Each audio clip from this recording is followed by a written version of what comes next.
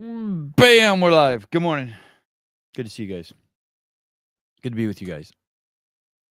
You guys are good dudes. Most of you. Not all of you. You're all good dudes. You all have the potential to be good dudes. We all have the potential to be good dudes. Do we? I think we all have the potential to be good dudes. Everyone likes a good redemption story, comeback story, turnaround story. I beg for your forgiveness. I'm sorry for what I've done. I've changed my ways. I'm a new man. Bam, we're early. Just a little bit.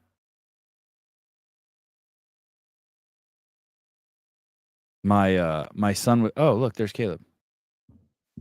What you felt the calling of the Lord to be on the show. Happy President's Day.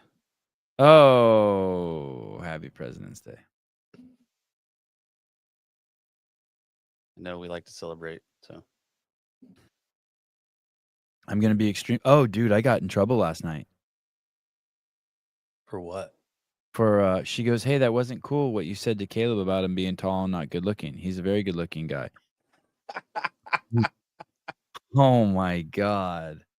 I'm like, babe, do you understand? Do you not understand that I was ripping on tall, good looking guys? And if I would have said Caleb was good looking, that would have like screwed the whole thing up. I gave him an out. Yeah. I don't need to be good looking. I don't think I am anyway. Jake. What up? Hi. How we doing? I'm doing great. I feel almost bad for you because the questions are so intense and so just like this morning, coming at you hard. Pressure's coming. We're already off. Jake, do you know Caleb? Caleb. What's up, Caleb? Hey, Jake. I don't think we've met. I don't think Jake, so. Nice to meet Jake, you. you're tall, right? 6'2", a little bit. Yeah, the show's already off the rails. I didn't mean to come at you this hard, but I'm going to come at you this hard anyway. Do you think were you always good looking? Were you good looking as a kid? I got chunky for a phase, so I have this premise that you know how there's like short man syndrome.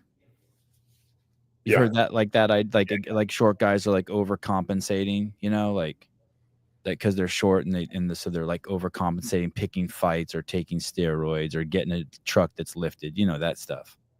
Yeah. You know, stereotypically speaking. Yeah.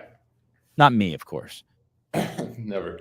But I have this theory of a tall, good-looking guy issues. So basically, if you're like, and the pretty girl gets it too. So if you're the attractive girl or tall, good-looking boy from like kindergarten to your senior year, you get a little soft because just everyone's looking up to you and being nice to you, and no one talks back to you. And then when you go into the real world, shit gets a little fucking squirrely. And if people aren't like using kid gloves with you, you're a little, you know, pussified. Like you offend easy. Like me, like I was made fun of all through high school. Oh yeah. You know what I mean? Like yesterday, I was showering, my kid walks by and goes, "Are you fatter than Homer Simpson?" Wow, dude. I'm like, all right, he's, you know, I convert it really quick. I'm like, oh, my kid's talking to me. That's cool. I'm bonding. You know what I mean? Like when you've been picked on your whole life, you convert that shit. Oh, wow, we're bonding. I get a little attention. I'm like an alchemist. You know what I mean? I just change everything into love and positivity. Right. Ass whooping. Yeah, I'm like, wow, I'm getting some attention. Did that happen to you at all, you think?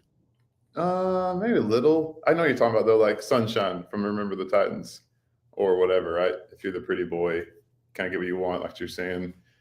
Less of that. So for me, maybe more like I went to a private Christian school, so I grew up in a little bubble. It's like the world's not that little bubble. Right. So if you grow up in a little bubble and the world gets hard, then it's like, oh, it's not like I grew up in. But yeah, too, if you're good looking, you probably get what you want more easily. Have to try less. Wow, there's a comparison between Tyson Bagent and one of the guys on a TV show. That's cool. Is Tyson is he the CrossFit quarterback? Yeah. Reddit, just a whole Reddit thread about how Tyson Bagent looks like Sunshine from Remember the Titans. There's some good semblance there. Tyson's cooler looking. Has he been on here?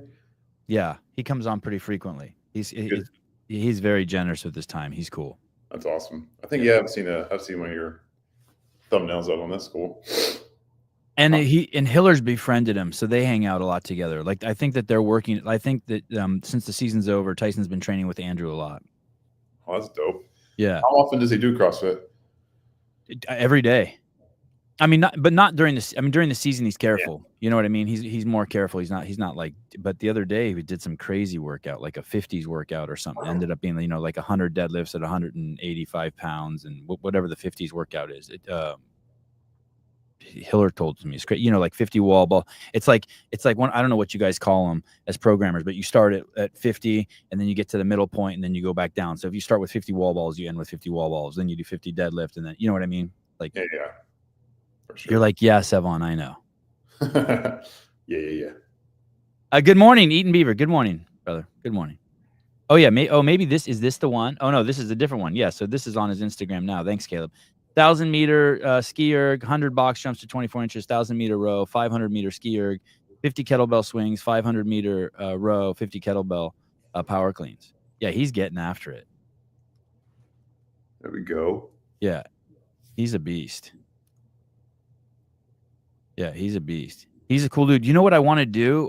You guys should invite him out to Mayhem. You guys should reach out to him. I'll connect him and Rich. You know what would be such a cool video, Jake? Is to get a bunch of the Mayhem athletes. I've been wanting to do this with them forever. Get a bunch of the Mayhem athletes and have them just like, it's like he throws a football at them. They're all lined up, including Rich, like from 20 yards. And he throws it at 10%. And everyone catches it. You know what I mean? Even get like Paige Powers out there. Then he throws it at 20%. And then, you know what I mean? It's an elimination. And when you drop it, you're out. But at the end, he's fucking throwing as hard as he can from 20 yards and seeing like in Roman Krennikov catch a football. You know what I mean? Everyone's catching it. Some of our boys will, but dude, wouldn't that be a cool video? I do like that. I was just thinking that we should get him out here and throw down some. Just come off season. Right now's the time. You know what I'll do? I will when the show's over, I'll just send a text with you and him and Rich on it, and just be like, "Hey, I wanted to introduce you guys." Big Bible dude too, like. There we go. Yeah, big Bible dude. All the boxes. Yeah, big Bible dude. Loves Jesus, wants to serve. He's a cool dude. There we go. I've looked him up a little. What string quarterback is he? Okay. So he's one play away. One play away. Well, the story's crazy. Maybe as I tell you the story, you'll start to remember. But he's like the best. He was like, there's 100 of the best high school quarterbacks who ever lived. He's one of those. Then he went on to a Division II college team, and he became the best Division II quarterback that ever lived. And best college football quarterback who ever lived, if you consider, like, he had the most passing yards or some stat like that of any college football in the history, Division I, II, or III, some stat like that, right? Then the draft comes, and he doesn't get drafted, right?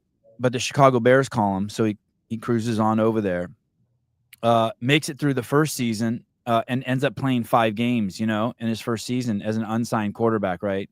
Then the second season, they signed in his first season. So he won a trophy called the Harlan Trophy Award. That's the best Division II quarterback. It's like the Heisman Award. And in his first season, he started a game and played in a game where he played against the Heisman Trophy winner of that year too and beat him. It was like some guy like on the Buffalo Bills or something, or Carolina Panthers. Yeah. Is the Buffalo Bills still around? Is that a team? Yeah. Did you play against Cam Newton? Is that what you're talking about? No, it wasn't Cam Newton. It was one of the newer Heisman winners. I can't remember his name. It was a black dude. He was really cool, the other quarterback too. And then afterwards, but you'll never see that again, right? The number one division, Bryce Young. And so that's a really cool story, I think. The Harlan Trophy, the Division II quarterback best goes against Division I in the NFL in their rookie years, and Tyson beats him. It's kind of crazy. And then his second year, there was a guy who was like the best college quarterback who ever lived, a guy named from UCLA, Caleb Williams, and they drafted him.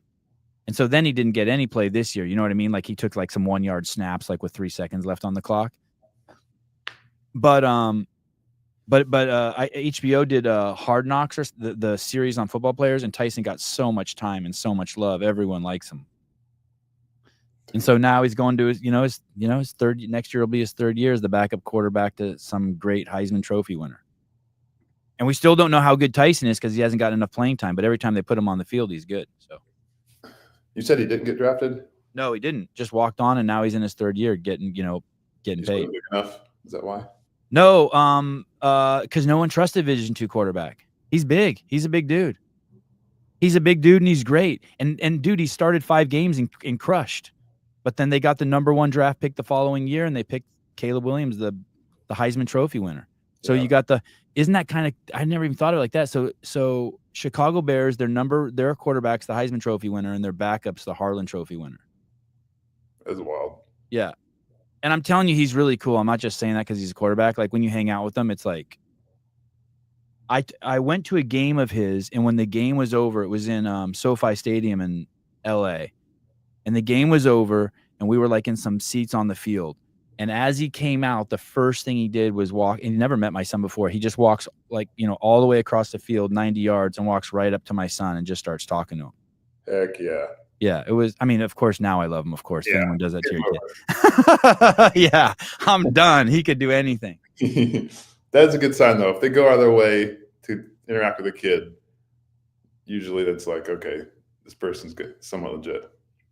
Pat Young, is this going to be a Mayhem Froning Suckfest? As soon as we're done with Tyson, we'll switch to we'll spread the love to Mayhem and Froning. Thank you for asking. Standy, I love a good Froning Suckfest. Who doesn't? Who doesn't? Jake Lockhart has 4 kids. He was Rich's training partner in 2013. He got the calling. Rich pointed at him and said, "Okay, come to the barn and train with me." He then started to put he was the computer guy, the IT, no, not that, the IT and the secretarial services for What's Rich Doing. IT loose, very IT would not be accurate. Let's say put workouts in Wodify. Double click. You double clicked a Google file or two, like open. Yeah. The first time they got Rich's workouts were put in Google Docs. Sure, that'd be accurate.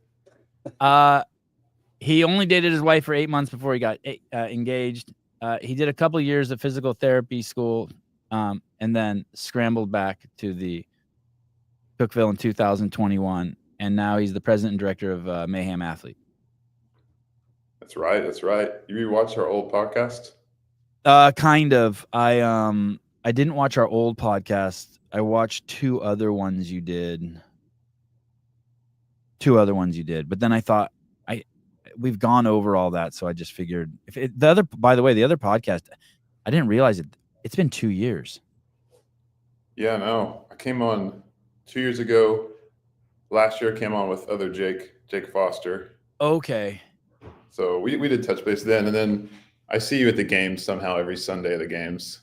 We crossed paths for a while. Yeah, okay. Well, that's good, because I was looking, I was like, there's no way it's been 2 years. So you did come on with Jake Foster. Jake's. Why didn't he come on by himself? He was scared, or I didn't let him, or I think I hang out with him. Oh. Hold his hand. Protect him from you. Fair. Okay. You ready? Oh, yeah. I went to your Instagram account, and I started snooping around, and I see this picture. And then I see this getting over to Europe with Hustle Up app. Right? Yeah. So I click on this picture, and I go over to this Hustle Up app. And what is Hustle Up? Hustle Up is, I should probably have a greater awareness, but I know they offer programming on their app along with, there's some other like LinkedIn competitions or leaderboards or things like that as well, I think. But we offer our Spanish, Portuguese, and French Mayhem programming on Hustle Up app. So they have a big international reach and are a little bit newer, I believe, but we're partnering with them for that. So we went with them to do some seminars in Barcelona and Paris, and to promote the Hustle Up app along with our international programs launching on their app. So I don't know the apps, but there's this app out there where I have my kids programming on it, and I remember when I plugged it into that, maybe I was going to say it's SugarWell, but I have no idea if that's what it is or if it's Wodify or what it's called exactly. But I remember I had to learn, it was years ago, but I had to learn the interface, and you punch in the programming. But I remember they always advertised Mayhem programming on it. You're saying Hustle Up is the same as that? but for European people? It's stateside too, but it's more international based. So we're going to be stronger presence in Europe is how I understand it. So they have programs, and then I think they advertise and host like competitions on there too, and then gym programming as well.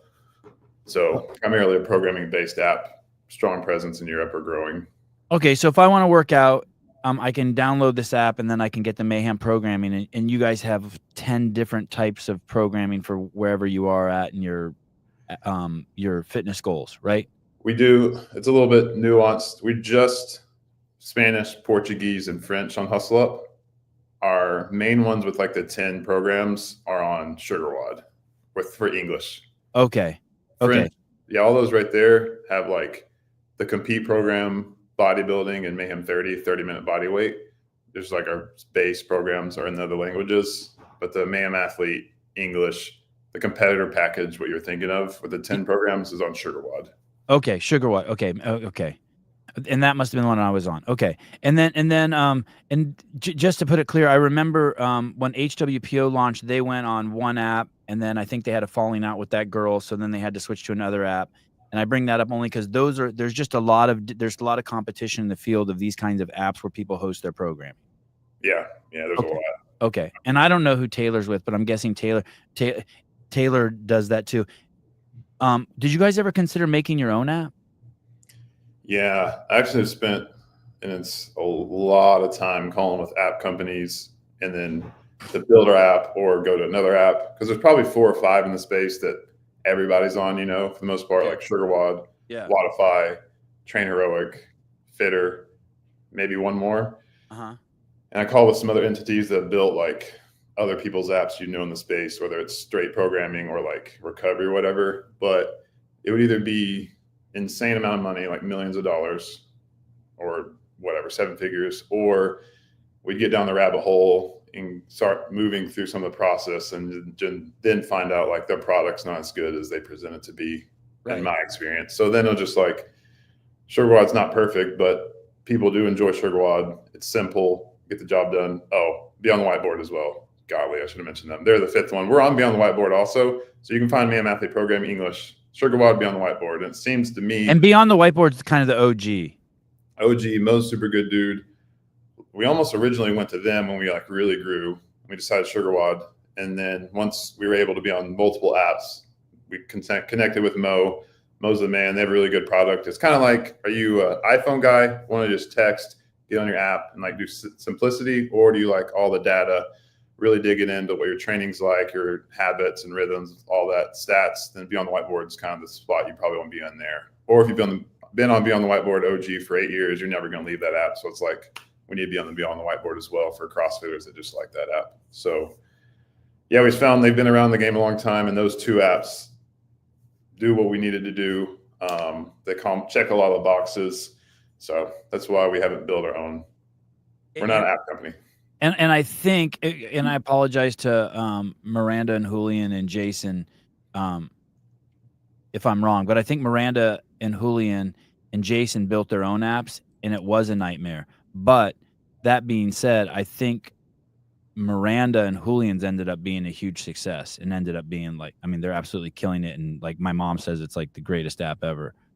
But it sounded like it cost them twice as much as if I recall the story, twice as much as they were bidded. And it was like, oh shit, what have we got ourselves into? Yeah, we've heard that too I heard similar, like once people get going, the price tag almost doubles to get what you want out of it. And then good for them. They end up getting a good product. They got there, spent all the money, then like went back to SugarWOD or whatever. Yeah, that's crazy. Put $1 million in and then have to abandon ship. But I think Julian and Miranda made it out to the other side, and I heard it's awesome. And if my mom likes it, that means it must be, I'm guessing, easy to use.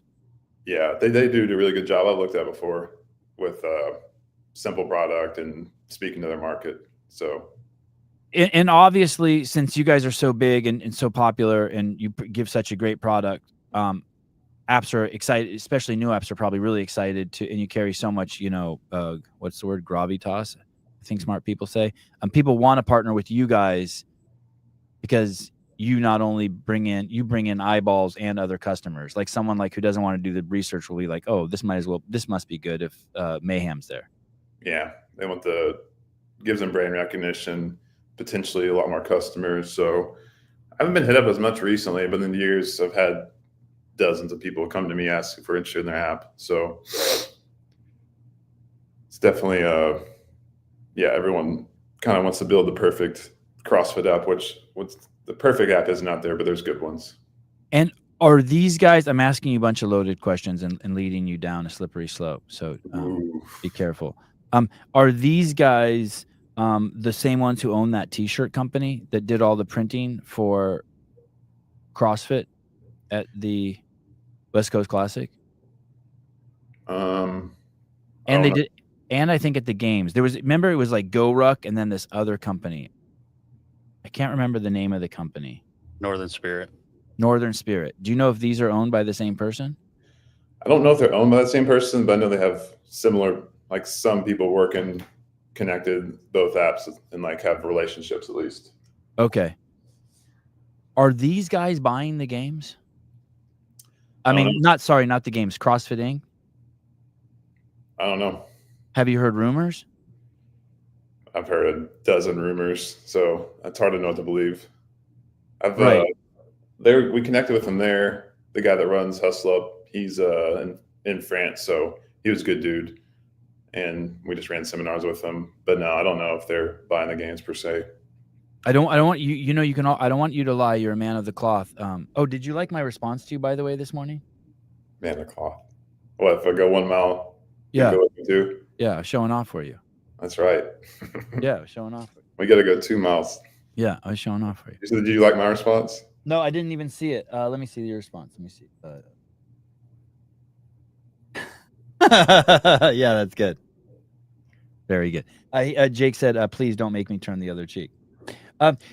So you don't know, but are you hearing rumblings too? Like I'm hearing a lot. Like someone sent me yesterday. I guess Halpin or Woolley or one of those guys. Someone sent me that they were posting that they're hearing rumblings. The company's going to sell any minute. Are you hearing that also? That's the main rumblings I hear is like CrossFit's. I mean, it's the 5-year mark, right? So it makes sense. They usually flip with VC at that point. Yeah. That's kind of the rumblings I've heard that, and then whatever near future is, you'd think CrossFit will sell again. Yeah. Sure will sell. Do you think it's going to happen in the next couple months? You were a betting man. Think it's going to happen before the games? I would think no, just because it's the middle of everything. But I wouldn't bet on it. Okay. Anything at this point. What do you? I've thought about this a lot. Like if you, in a perfect scenario where we're at now, in your mind, who would buy CrossFit? Greg would get it back. Well, ideally Dave would just own it. Dave would just own it. Yeah, I think the brand needs just really, really strong Forge and Elite Fitness. This is the ultimate program for GPP for people whose lives depend on their fitness. I think it needs just a massive culling of the herd, and then people who want to stay in can stay in. I think it needs to be just driven as an American company, the same way Gucci's an Italian company. I don't think I think all of the trying to be something for everyone needs to go away. It's okay. We all like anytime someone says CrossFit's too expensive, they don't know. And so there should be education, because we all started for free, right? There was a point when 900,000 of us did it for free on the internet, and only 1,000 of us weren't affiliates. And none of us learned, when we came on board, there was affiliates just one in every state. And it didn't, you didn't even know. You were surprised. You went online, you're like, wow, there's actually a place where people can actually go do this in person. And we need to go back to that, to to where it attracts people who are interested in bettering themselves. That's what I think. And sort of like what the UFC does. Exactly what Dana does. Just really, or what Mayhem does it. Just driven on values. That's it. Yeah, you got to lean. We're kind of trying to do that even more. It's just CrossFit needs to lean into, we are a hard program. We think we're the best program in the world for anyone. Yeah. But everyone's not going to like our program, and that's okay. Same thing, you're right, with UFC. Dana White's like, yeah, screw everybody else. This is what we're doing. Yeah. We're leaning into who we are. So I do agree with that. Like, everyone can do CrossFit, showcase the grandma squatting to the couch or whatever, picking up. Sometimes that's good to show too. Yeah. Like, grandma's still going at high intensity. and it's not jumping jacks and walking circles or whatever. Right. And the same way, and then also though, but like being clear, like I don't know if you saw recently, but one of the UFC fighters said all this shit about like Hitler's a good dude and shit. And they asked, and Dana's like, that's the dumbest fucking thing I've ever heard. He goes berserk, and they're like, are you going to kick him out? He's like, no, freedom of speech. He's like, I just hope he gets his ass kicked. And that's kind of the thing where I'm at too. It's just like, hey, it is all of this, but your grandma still can do it, and we want your grandma here. But like this in its greatest, you know, or in one of its manifestations, it is for so that if your buddy's in a burning building, you can carry him out. Yeah, for sure. And that's where, like, I don't know how, I guess anything could happen, but when CrossFit grew, it was, I'm sure we talk about it here 100 times too. Like, media was pumping out. It was awesome. It was sick. Everyone that was starting CrossFit saw the ripped six-pack, super strong dudes throwing weight or climbing ropes. And yeah. That. And you can still show grandma some, but at the end of the day, you're going to do CrossFit because you want to look jacked and feel good and do cool stuff. So, hey, dude, we all wanted to be Nicole Carroll, Annie Sakamoto, Josh Everett, and then the next flock came in, Rich Froning. We all, you know what I mean? And then, yeah, of course. Yeah. And even if you know you couldn't be it, like I knew I never would be it, but I still wanted to be affiliated with that. Same with my mom, dude. When my mom goes to her book club and she wears her CrossFit shirt and she's 80 years old, everyone's like, holy shit, you do CrossFit. And that's cool. The brand should have that. Definitely. Yeah, like if it scares people, it's okay. And someone's like, well, what about the businesses? Well, then you're not in the right business if you don't like that. But it has to stay true to its values. From the outside, it should look like a beautiful cake that's like, whoa, I don't know if I should eat that. So who would you pick? Who would you pick if you could pick anyone? What would you see to the owner? I guess I haven't thought of a specific person like you have in my mind, like being somewhat realistic. It wouldn't be Rosa, but it'd be someone like a benevolent billionaire in my mind. How's I term it? Who's maybe they've owned an affiliate. They sold some super successful company they built from the ground up. Yeah. So they have enough money to invest in it without needing to squeeze anything out of it. In the next 5 years, they could just let it grow organically.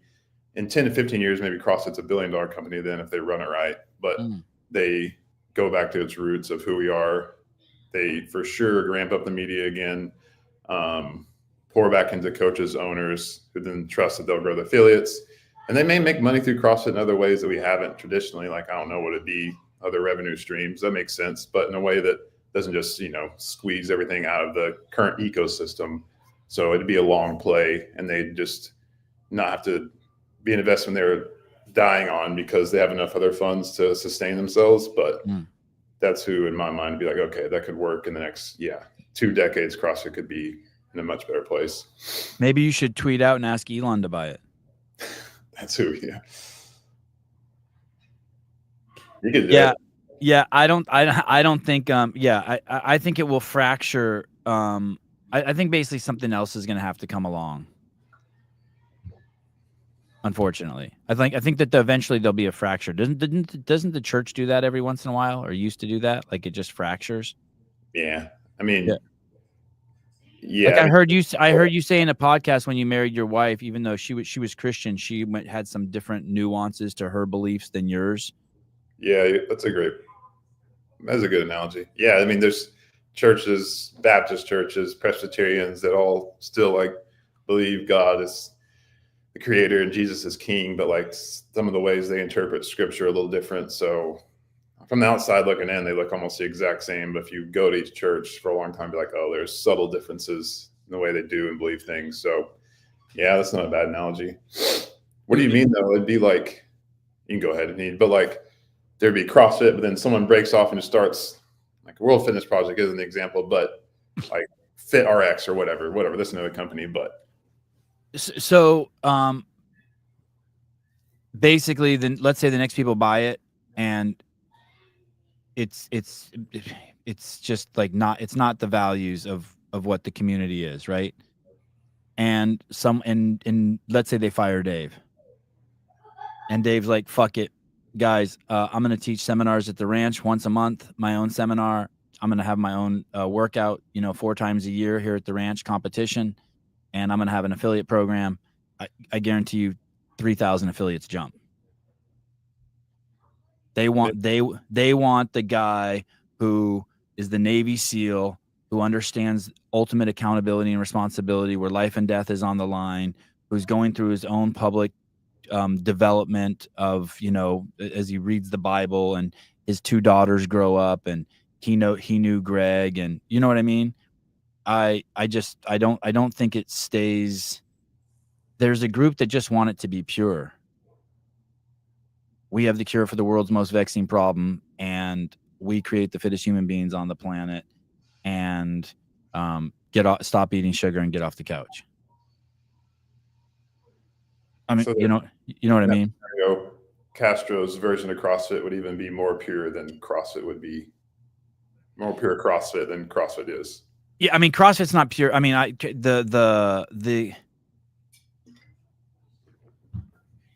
I mean, you saw it even when Greg was there. They stopped doing Fran at the level 1s because people were getting hurt. I mean, that's my what? fault. Oh, did you hurt yourself at a level 1? I didn't get hurt, but I was one of the ones that fell off the pull-up bar on the 9. Holy shit!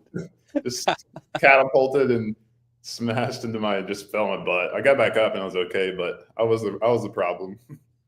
So Sevon essentially thinks CrossFit will never get back to its roots fully and needs to be someone else that does it. Oh yeah. We are in a slow death spiral. I mean, not like death, like someone like what happened to the Palisades. You know what I mean? Like it burned down in LA and now they want to put Section 8 housing there. Not like that. More like but the CrossFit we know is like gone. Like you know what I mean? Like it's Rich Froning going to HQ and like doing workouts and people making videos and everyone like that. It's gone. You know what I mean? Making funny commercials with Jason Khalipa, and it's. Hey, here's how you know it's gone. There's this all the, so we know, and jump in if you disagree with me, Jake, but athletics is like, what have you done for me lately, right? So as soon as you're done with the sport, everyone kind of forgets you and it's the next guy, right? And same with famous people, right? Someone will make a movie, they'll be super famous, but if they don't make another movie within a year, no one knows who they are. And I'm not saying that in any negative way, right? So you have this whole, and then occasionally there's some ones that last forever, but they still worked hard at it. Like it's not that Rich is so great that we remember him forever. It's that he just keeps doing great shit, right? And there's media around the great shit he's doing. After he was done with individual, he went to team. Now he's done with team. He's made a home for other great athletes. He's doing the bike riding. He's still staying involved. But other than that, he's kind of a anomaly, right? Yeah. And just like if you're a football, like nobody would ever know who Howie Long is. Nobody, if he didn't do commentary. Nobody, except for me, because I watched him as a little kid on the Raiders, right? Do you know who Howie Long is? He's a commentator in the NFL. Okay. And every 2 years I watch a football game and I see him, I'm like, fuck, that fucker's still around. Crazy. I think that's overall true. Another good example is Michael Jordan, like parallels to Rich, obviously across it. But I think people still know who he is, but much less so if they didn't come out with The Last Dance in 2020. Now the next generation's picked up on him. So like he's almost going to live forever because of that documentary. Right. Like, these kids aren't going to know who like Larry Bird was or Magic Johnson's media, but Bird is like, they don't know anymore, even though he was freaking unreal. Right.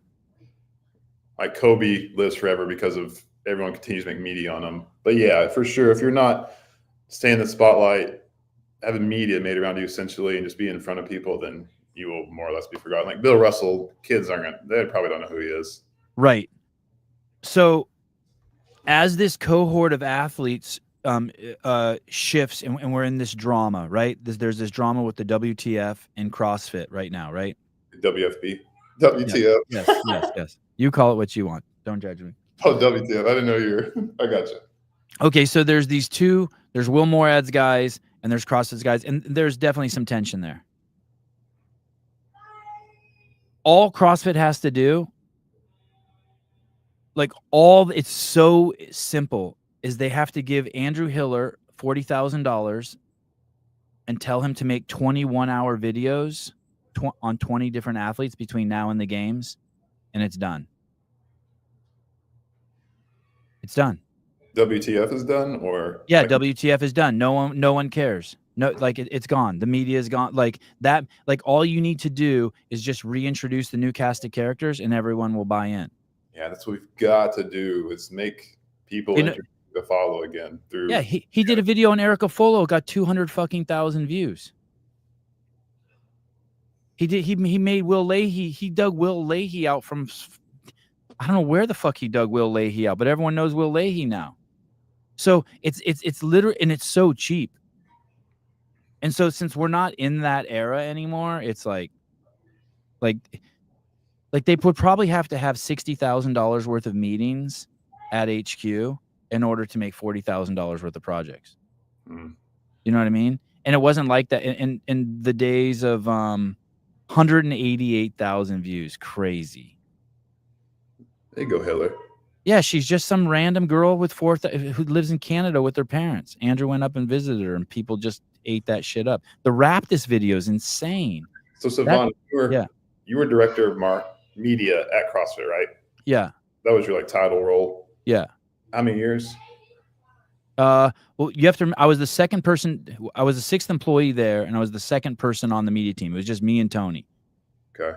So I don't know what year that I don't know what year that I was finally, when Tony quit, they put 3 other people in the position in 1 year before they put me in the position, which was just hilarious. Is that like 2011, something like that? No. Much, I don't know, 14, 15, 16 maybe. Oh, okay. Yeah. So when you were there, just a general idea, like what it looked like beginning of the year, you just go to Greg and be like, hey, I'm thinking about highlighting these athletes. No.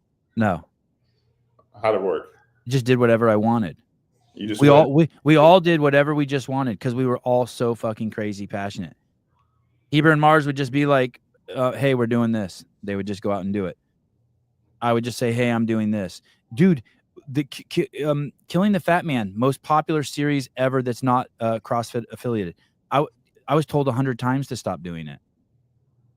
But I just pushed through and did it. Now it's got what? Who was telling you not to do it? Just people. I don't want you, Greg. Behind the scenes every year. I was told not to do. I was told not to do it. So it wasn't even necessarily on purpose or intentional. You just guys freaking loved it, wanted to make great stuff, and just kept pumping it out. Like, dude, there were 20. Yeah, there were 20 of us there who just couldn't believe we worked there. It's probably there's probably people like that at Mayhem. You know what I mean? They can't even fucking believe and they're just sending you, they're making little Instagram videos and reels and editing shit and hey, I got this. And they're they just pump shit out. And then there was a guy, Leif Edmondson, he was the main editor, and everyone gave all their content to him. And then he basically then would decide what got posted every day. And if he ever dropped below a library of 60 things, he'd be like, hey dude, I kind of want to show an old guy doing a squat, or I want to see someone break the world record for grace. And he would tell us, and then one of us would be like, I got it. And then you raise your hand, and then you just you call Dan Bailey and you're like, hey, can you break the world record for grace? And he does it, and you give him the video. It was killer, dude. That's awesome. Yeah. So you guys weren't even, it was just that dude's whatever he thought was best going out versus how many games videos, how many average people, how many affiliate owners get highlighted in a quarter or a year? No. I mean, occasionally there would be stuff like that. Like Dave would be like, hey dude, the games are coming. I want 10 fucking affiliate commercials. Or Greg would talk to us about the vision of CrossFit all the time. So we knew big picture, what we were supposed to be doing. I mean, I'm watching The Chosen right now, and I'm seeing Jesus as the greatest leader who ever fucking lived, because he gave this vision for those ding dongs that walked around with him. And then they tried to behave within that vision. So we had our vision, right? So you knew, I loved going to the level ones. Heber and Mars didn't like going to the level ones. So then I would do that, but I knew Greg's vision. He would tell me, I would be with him and he'd be like, ask people what they would be doing instead. Ask affiliate owners what job they would have instead of being an affiliate. You know what I mean? He would tell you stuff. He would, What was his, did he have a one-liner vision, or was it just kind of explaining the promised land of CrossFit? Dude, he was I mean, every day there was something like we have a cure for the world's most vexing problem that came out of his mouth. Constantly very functional, movement, executed at high intensity. I mean, he was like Tupac, Hemingway, and Einstein. He still is. It's crazy. If you hang out with him for an hour, you'll hear like 5 gold gems. You'll be like, holy shit. What'd you think about when he went to battle like Coke and all that? It was sad that the only thing that was frustrating about it is people didn't understand he doesn't have an issue with Coke. He had an issue with Coke meddling in the sciences.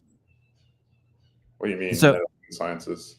So he's a libertarian. So Coke basically owns the CDC. They donated the land for the CDC to exist. They own the Center for Disease Control. They have people on the board, the people from the board. And so they would do science saying that sugar's not bad for you. And they would fund science. And he's like, listen, guy, everyone loves a Diet Coke. I got no problems with you. Jack and Coke, great. I love it that your commercials with the polar bears. Awesome. Free market. Kick ass. Do your thing. But stay the fuck out of the sciences. Like, you are not allowed to give money and corrupt. They were corrupting science. They still are corrupting science. About like McDonald's because they probably corrupt science. Whatever. He's a libertarian. Go buck wild. He didn't care. He wasn't there to save everyone. He was there for justice and freedom. He's a libertarian. Justice, freedom. He's not a Bernie Sanders guy that's like, hey, let's tax the billionaires and take it away from them. No, let's just keep them honest. You know what I mean? Yeah. Fun fact, my dad's worked for Coke for like 30 years. Oh, that's what. Does he drive the truck? No, he runs the Nashville plant where they bottle all the Coke and a lot of the cans. That's cool. I thought this could be a scenario. I don't know if it's realistic, but if you know what happened with Barstool Sports, Dave Portnoy. Yeah, tell me. I heard he bought it back for $1 or something. Yeah, something insane. Like, he sold it for, I don't know, $400 million. They ran it to the ground, and he got to buy it back for $1. Like, I was like, that wouldn't be a terrible outcome for CrossFit either if the same thing happened. The thing is, I'll tell you where I disagree with Greg 100%. I don't think I think it was a huge mistake to get rid of all social media. Like, that was stupid. Like, we should have just waited till we got kicked off if we were angry. So that was a huge mistake. We saw a 30% drop in revenue, I think, fucking overnight, right? Why did he do that? Is the principle of he hated how much Meta controlled the world or his company? Meta was censoring anyone who said low carb. David Portnoy paid $1 to buy Barstool Sports back from Penn, which will take up to $850 million charge related to disposal of the business. Wow. And then like, I'm a huge proponent of using the games. Like, I think that I really think we should have stayed focused on tip of the spear. Warriors, games. Like, I never thought there was too much game stuff. I didn't care. Like, games. And then anytime like, if Dave was running the company, he would have told Fikowski and those guys to shut the fuck up a long time ago. And I know Rich and other people have complained how he ran it with an iron fist, but I think Rich probably, as he gets older, will be like, yeah, that's what we needed. And that is what we need. We need, hey, shut the fuck up. Hey, dance monkey. Like, hey, you do not, the only truth to Rich only offers one thing. Now that he made all that fame dancing for us, he can preach values now. And we listen to him about things that are relevant to life. Do you know what I mean? And he's great at it. He's one of the few people that's leveraged it. But like, these people are confused. Like, we're all just entertainers. We're all just entertainers. We're not farmers. We're not carpenters. We're bougie entertainers dancing out there. And then now, and I know I'm speaking in a bit of hyperbole. You can say, well, Rich has probably saved a lot of people's lives by inspiring them to eat better and work out. Yeah, there's that. But I'm just saying at that game. But that being said, I think the games athletes should be just glorified to no end. And so should the red shirts. That was when we stopped glorifying the red shirts. That's another way. Yeah, that's a good point. Now, Rich would agree, I think. I mean, not speak for him. Like, David could be too extreme sometimes with like, hey, dance monkey. Like, sometimes be like, hey, you could listen a little. But overall, he would say like CrossFit needs a villain or someone to like. Yeah, he was a great villain. Yeah, yeah, so. Yeah. He was great. And you know, you could add. I know you know this, but and if people want to say, you know, it probably was frustrating to Rich because there were weeks where he's like, that fucking asshole Dave. This is the 18th time he sent someone to drug test me. He's not taking my calls. And then the internet's like, Dave's protecting Rich and kissing his ass. Rich is like, you motherfuckers, I'm taking a lashing in the basement right now. What are you talking about? I mean, so it's a right? I mean, you see it. It's a crazy world, but we just need a strong front man. There's no strong leadership and there's not strong communication, which is Yeah. like foundational in any company to be successful or whatever organization, community. So for sure. I'll tell you some good signs, 2 really good signs that I see for CrossFit. And I saw them on Mayhem's Instagram with Rory and Angelo and Rich. When Rich leaked that there was a last chance qualifier and CrossFit leaned into it, what I saw was some crazy trust building between the community and Rich and HQ. And I was like, wow, that's who we are. No, he's not frozen. You're not. Who's frozen? I'm frozen. I'm frozen. You're good. Okay. And then second, recently when Rich and Angelo and Rory were on, and Rich was alluding to the special guest might not be in shape to do the open. I mean, that shit is like that big picture. That gives me hope. That post of them calling Rich Michael Scott was like my favorite post in, I don't know, years from CrossFit. Who's Michael Scott? Are you serious? Caleb, do you know who he is? You don't. Yeah. Yes, he's from The Office. You know who he is. You've seen the post. Oh, I have. Oh, at the end where they show it. Yeah. Yes. Okay, I just don't know the guy's name. I don't know the guy's name. I don't even remember the post. I just remember thinking, oh shit, these guys really have a lot of trust they're building now. Because none of that was planned, right? Was that all ad lib? Oh no, that was not planned. And the fact that and I'm guessing Dave's not calling Rich and slapping his hand like, hey dude, why'd you leak that? I don't think so. Not that I'm aware. Yeah, that shit's gold. That was gold. The other thing that is encouraging about CrossFit, because we were in Europe, went to a coaches congress. What is that? Yeah, it's a great question. I honestly didn't really know until I went, because I was like, it seems like a cool thing for obviously CrossFit coaches, owners to go to.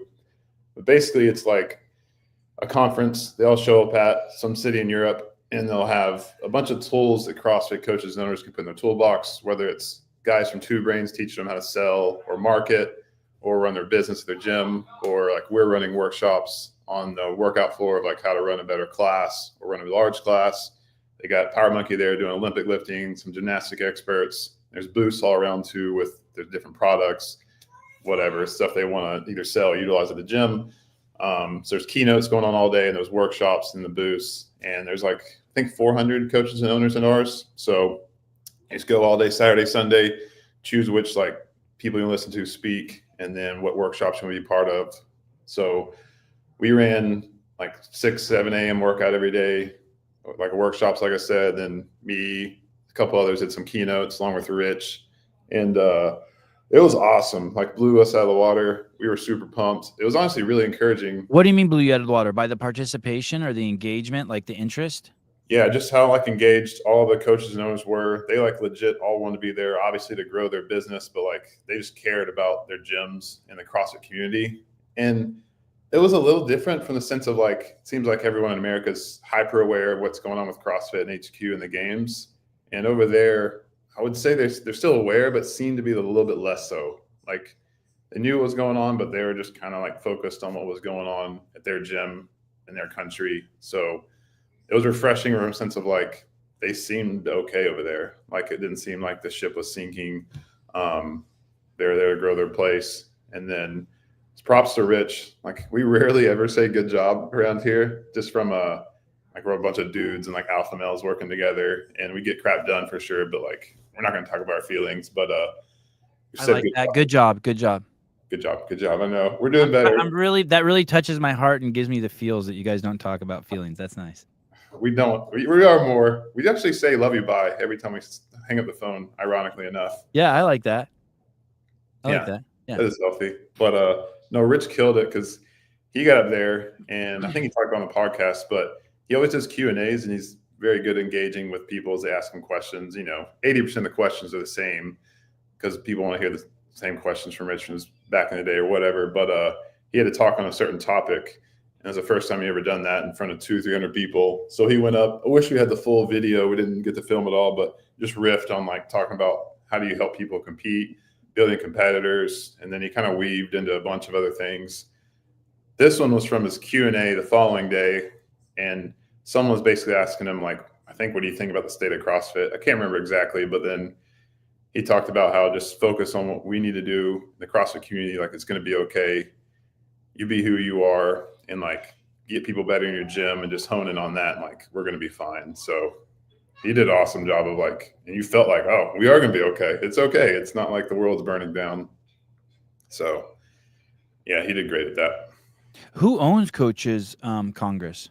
Is it a Two Brain business product? No, there's a lot of overlap. Like some of the Two Brain mentors, the owner of it is actually a Two Brain mentor. Another guy, Henrik's the one we interacted with. Henrik Almers is the CEO, and his wife is the COO, Heather. And then I'm totally blanking on the technical owner's name.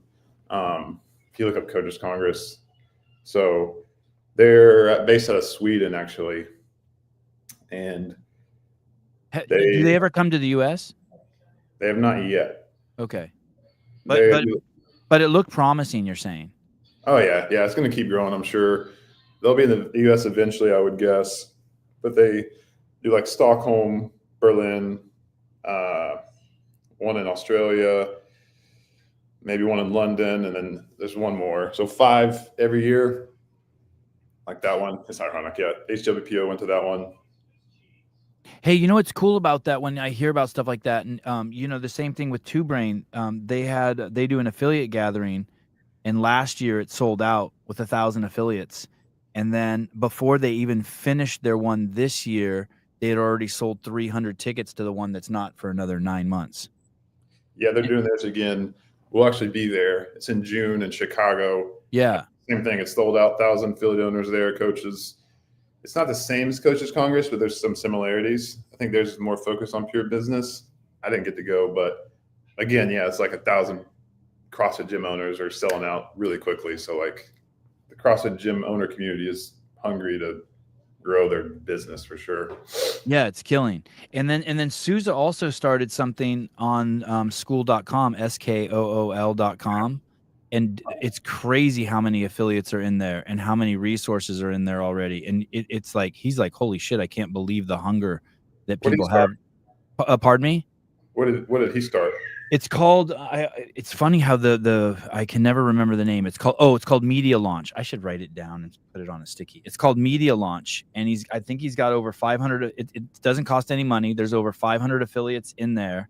And he has just tons of videos and tons of bits of content that basically just tell you everything from how to teach the air squat to how to use Wodify to, it's just got everything. And then it's got this crazy cohort of like 400 affiliates, and it's just an open forum and you can ask any question you want. And it's absolutely killing. Yeah. And it's free. He doesn't charge anything for it. Dang. Yeah. I watched school a fair amount just because for Mosey, I follow him, but that's smart of Souza. People love that. Oh, does Hermosi own that app, that school.com? He's part owner of it. Okay. So he's been pumping it super hard. Like, yeah, there's a bunch of businesses that launched on there in 2024, I think, because of him. I was speaking with someone the other day, Jake, and a couple people, and we were brainstorming, and someone threw out there that I said, we were talking about how CrossFit's in a contraction. And I said, what do you think that contraction is? And they said that they think interest in the games is probably down 70%, and interest in CrossFit gyms is down about 30%. And do you have any thoughts on that? Yeah, I agree. CrossFit interest is probably down. I don't think the games interest is down 70%. I mean, the objective measure everyone looks at, which what else do we look at, is open registrations, and it's down. What trending is it 30% right now? I think so. I just see the posts all the time, like 25, 30%. Yeah. So, I mean, yeah, CrossFit interest, at least in the States, is not growing. So maybe 30% compared to 5 years ago. I don't know if it's quite that aggressive because I think a lot of people are, again, not signing up for the Open intentionally. So I would maybe give it, if I had to guess, 10 to 15%. Right. Would be somewhat generous, 5 to 15%.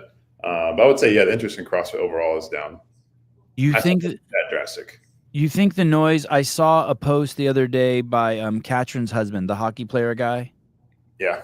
And I saw he made a post that was saying that the interest was down because of, like Pat and Chandler and those and Annie basically saying I'm out. You think that there's do you think that they're making a significant impact on that? I think they're making an impact on people not signing up for the Open. You talk about people not interested in CrossFit globally, probably a little bit, but I think it's a lot more to do with what we've been talking about with lack of leadership from CrossFit and direction and communication and cohesive like growth strategy or passion. I think it's way more to do with that than Vellner posting he's not doing the Open this year. Right. I do think that a lot of people, the Open's the kind of thing that a lot of people look for an excuse not to do. And maybe I'm just projecting, but like I you know what I mean? Like it's not something I want to do. I have to force you know what I mean? I have to force myself to do it. It's not like I really look forward to working out, but I have to go over to my computer, log in with my ID, put in my credit card, and then I kind of get this anxiety that there's these weeks coming up. You know what I mean? It's all, I'm not putting that on CrossFit. I'm putting that all on me. And so if it's like, hey, my gym's not going to do it because my owner, then it kind of lets me off the hook. I'm still going to go work out 5 days a week, but Yeah, that probably makes sense. I think a lot of people either like that or they just don't. They're going to work out on Friday either way. And back in the day, it'd be like, hey, we're doing the Open. It's going to be freaking awesome. Come sign up. Everyone throw down Friday Night Lights.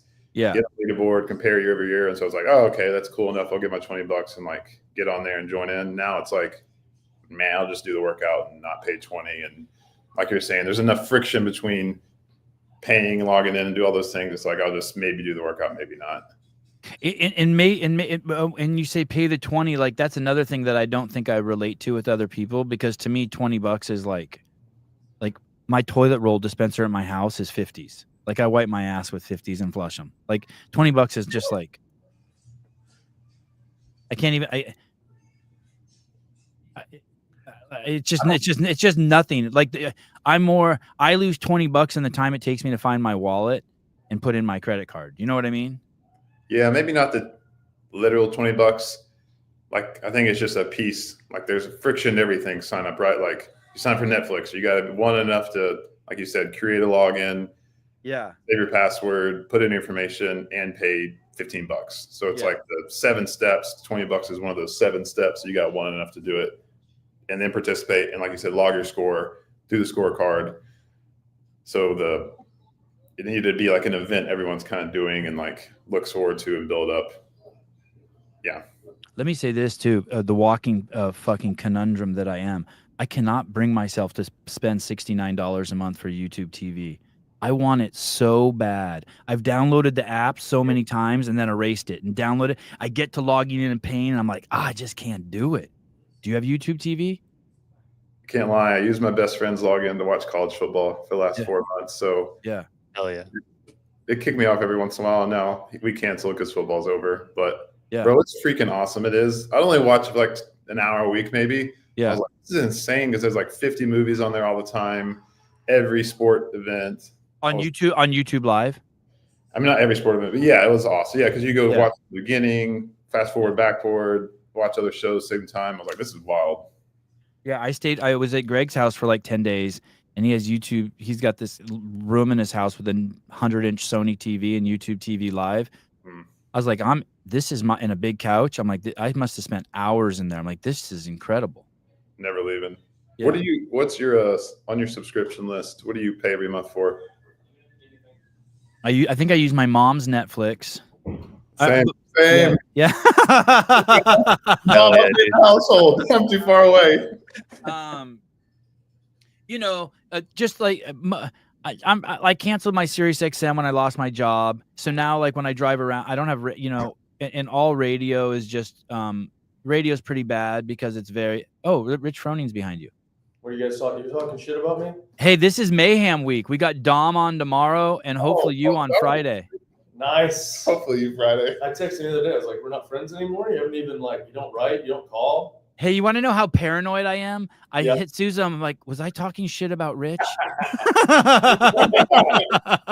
Hey, it's fine. I'm a big boy. I can take some shit talk. Hey, read the internet.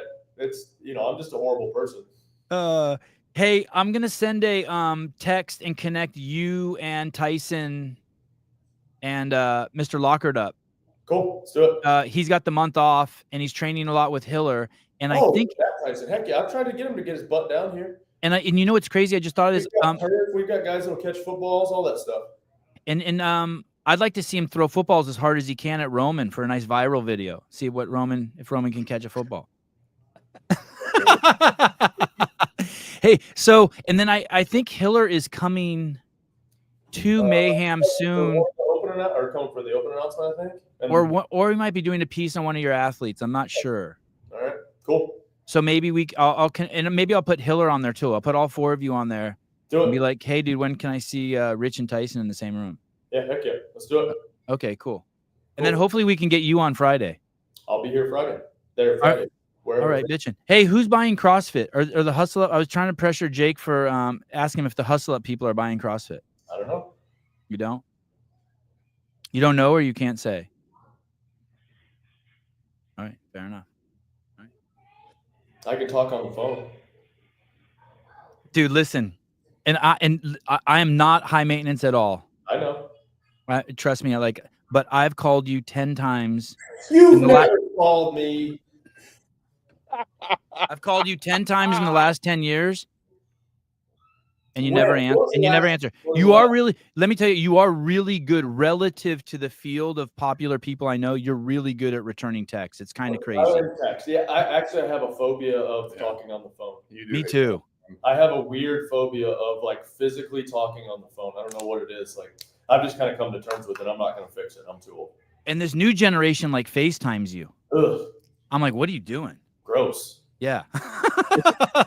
Face contact. I want to talk shit to you through a text. Yeah. What? I need a keyboard, right?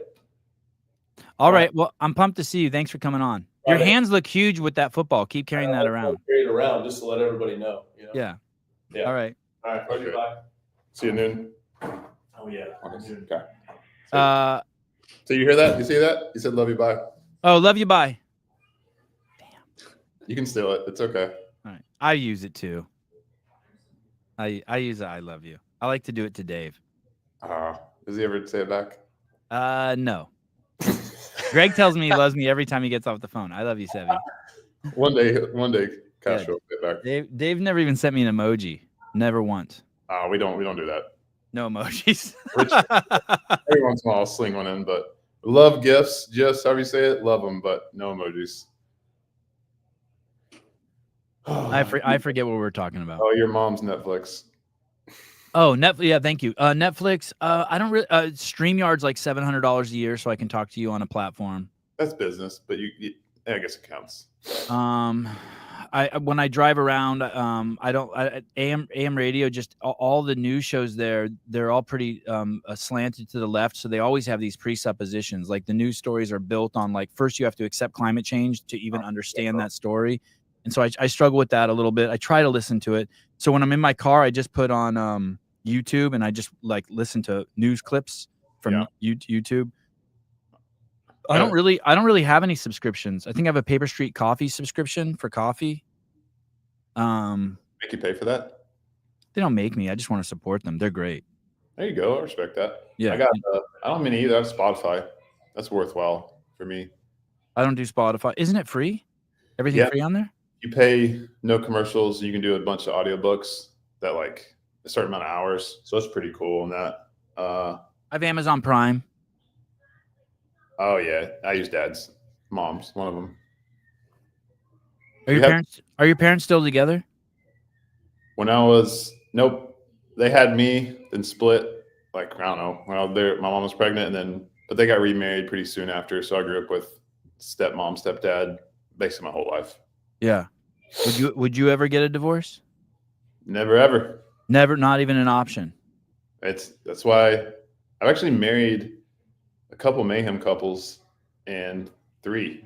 But I always say, once you get married, you're going on the island, you're burning the ships, and there is no way to get off the island. That's how you got to look at marriage in a dark and gloomy way. But you just can't even say the word divorce. You can't talk about it. You can't even like imagine it as an option. Otherwise, you can slowly get pulled down that road and tempted. So, Do you do like marriage counseling with them before you marry them? premarital counseling. Yeah, right. Yeah. That's one of the things we tell them. So, like Tyler, Bailey, Christophel, I married them. My boy Ted Starkweather. So we'll have them over for dinner once or twice. Do some premarital counseling, and that's one of the points we stress super hard. Is like you cannot consider it. Like can't even think about it. Can't talk about it, because otherwise it'll like ruin your marriage or potentially. So divorce ain't no option. And you have that talk with them. Oh yeah, me and my wife sit down with Ted and Autumn, Tyler Bailey. We can talk to Guy and Lou. I think that's it. And yeah, we were like, my brother married him and his wife now, and there's like a handful of things we talk about a lot, but that's one of the big ones. How old's your oldest kid? Jake is 5. Oh, okay. The other day, my wife and I had a really intense conversation in the kitchen. I can't remember what it was about. It was probably like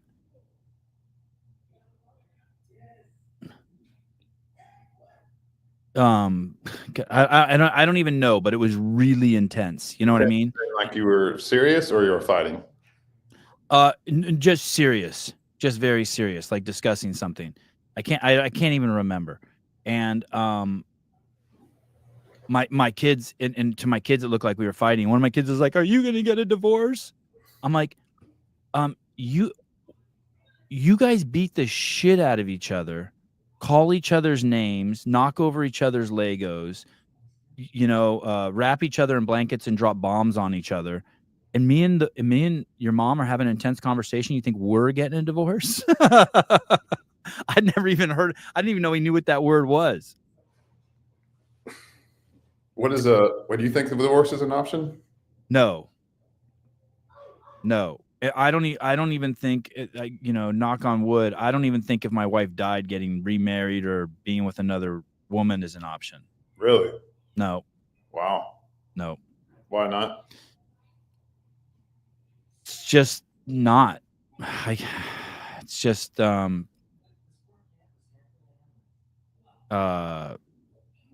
what maybe if we didn't have kids, like once we had kids, me and her are like the same. You know what I mean? Like I have that loyalty to the family unit, I guess. Yeah. I can't even imagine it either. Oh yeah, it's not though. It kind of makes me sick. Someone the other day was talking to me about sin, and he was like, "You lie." I'm like, "Yeah, of course I lie." "You steal." "Oh yeah, all the time. Netflix every day." And then he's like, "And you lust?" And I'm like, "I don't know." And he's like, "Well, you're lying." I'm like, "No.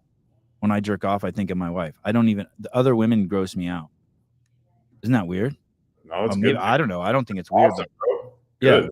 Yeah. Other women kind of, I mean, I like them. I like like flowers, but I don't pick every flower I see either, but I don't ever lust for them. I don't let them enter I don't even not let them. Why do you, you don't care. Why do you jerk off if you're married? You get in a pinch, you're in a hotel room or something, or you know what I mean? Or like you got we have someone staying at the house for a fucking month and fucking all the kids are sleeping in my room, not a month, but 10 days. And there's kids, all the kids are in my room. Got it. Yeah. Great question though. You almost backed me into a corner.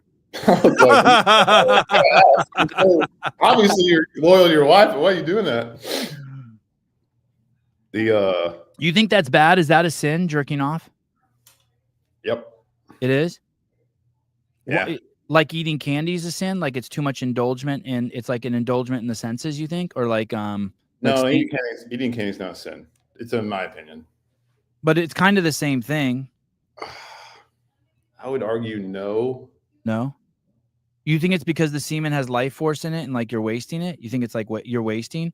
Or like you're cheating on your wife, like something that it's like opening your wife's Christmas gift, like, hey, Because it is true. Then all of a sudden, like I get a little reprieve for a few days. You know what I mean? So it's like, you think it's like that?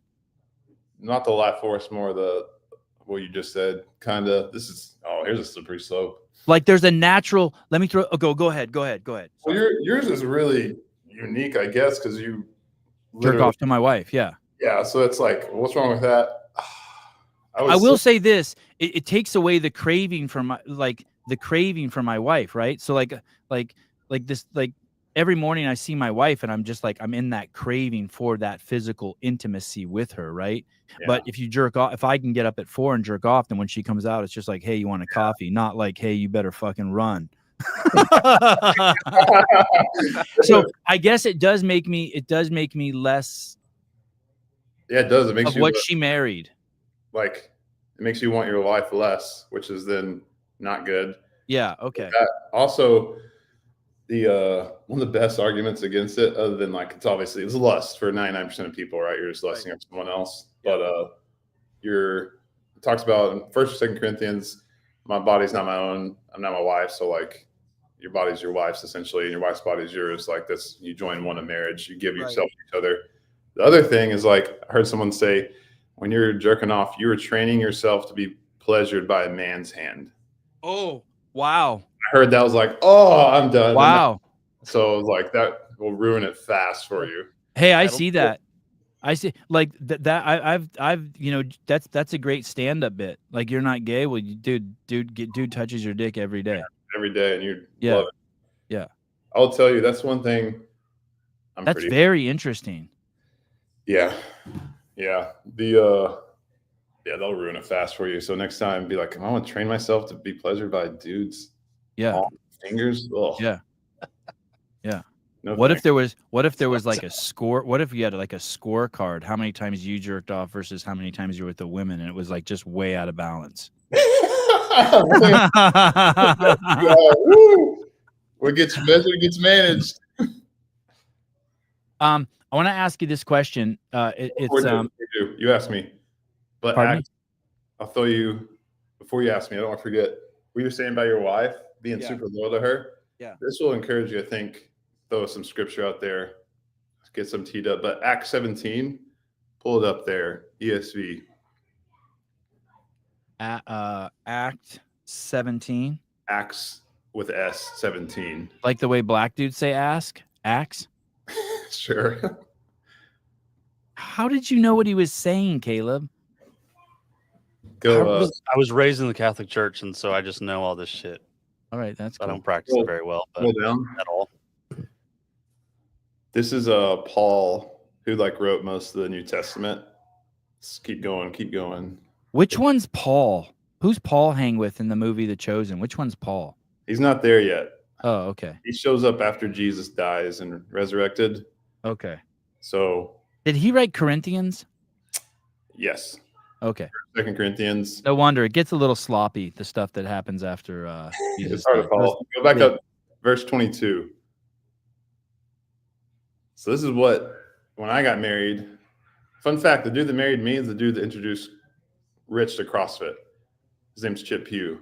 Oh, I know Chip. Great guy. The man. He's I love Chip. The most sound spiritual rock I know. Like the best Christians, whatever. Yeah. Like the dude, he's the dude. But he would quote this scripture a lot and in marriage counseling. So basically the people of Athens, who Paul's talking to, had like an inscription that says unknown God. And he was using this to like preach to them the gospel. Like, I worship the unknown God. In verse 24, he says, the God who made the world and everything in it is the Lord of heaven and earth and doesn't need to live in temples built by human hands. He himself is not served by human hands as if he needed anything. Rather, he himself gives everyone life and breath and everything else. For from one man, he made all the nations, talking about Adam, that they should inhabit the whole earth. He marked out their appointed times in history and the boundaries of their lands. God did this so they should seek him and perhaps reach out and find him, though he is not far from any of us. For in him we live and move and have our being, as some of your poets have said, we are his offspring. So he would use this and be like, I think a lot of people really good. That's good. That's awesome. Oh, it's freaking great. I like top 5 verses or passages for me this is my top 5. Like you would agree, like a lot of people say, like you think, Savon, like you were made to make media, to do a podcast, like it's just in your bones, right? Right. Like some people it's in their bones to be like a teacher, or your wife, it's in their bones to be a mom. Or And I'm meant to be with my wife too. that's So then, but most people think like, oh, there's a million fish in the sea, just like date around and find someone who's going to paddle with you. When like, I truly believe like my wife, Nancy, was literally made for me. Like Eve was made for Adam. So like Savon, your wife, what's her name? Haley. Haley was literally made like God made her in the exact picture and pieces. And yeah, it feels like that. So like, and you were destined to be married to her. Like there's no mistake. You were wherever you were born and raised and the time you met Haley. So you would be together. So that's reassuring. And like, man, Haley, there's no one else. Like you're saying, like, I'm only loyal to Haley. So it's cool to look at that and be like, there's no mistakes. You're supposed to be with her. Go ahead. When you get married, it's like, no, I cannot get divorced. Like God literally made me for this person, and there's no one else out there for me. So we got to stick together. If you're ever questioning who you're supposed to be married to, just look at your marriage certificate. Well, what if you what if God made someone for you and you rejected it and married the wrong person? I don't judge anyone who does that.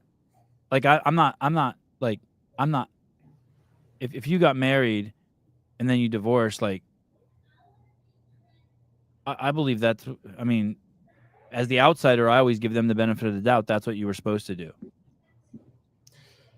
I mean, it gets situational, but as a whole, I would argue like, no, I don't think the plan, like God's plan for you is to get divorced. Like whether it's your fault or they cheated on you or what. So you think because he allows you to marry someone, that's one of those things that's just forever. Do you know what I mean? Let's say let's say you go to the store and you buy donuts, right? And you bought them, and you get home, and by the time you get home, you rethink it, and you're like, I'm not going to eat these. I'm going to eat an apple and drink a glass of milk, and if I still want the donuts, I'll have the donuts, and then you realize you don't want them, so you throw them away. And you kind of dodged a bullet, but you did buy them. You're saying marriage isn't one of those things. Yes. So like the dude who meets a girl and gets drunk and then goes to in Vegas and gets married at the wedding chapel, like, dude, you did it. You ain't throwing these donuts away. You done messed up. Yeah. Yeah, is it better then for them to stay married together and be miserable or get divorced? Oh gosh, that's a great question. There's probably better biblical answers around it. I mean, as a whole, like sin can mess up anything, like sin, right? Like, yeah, you could marry the wrong person for sure. People do stupid crap all the time.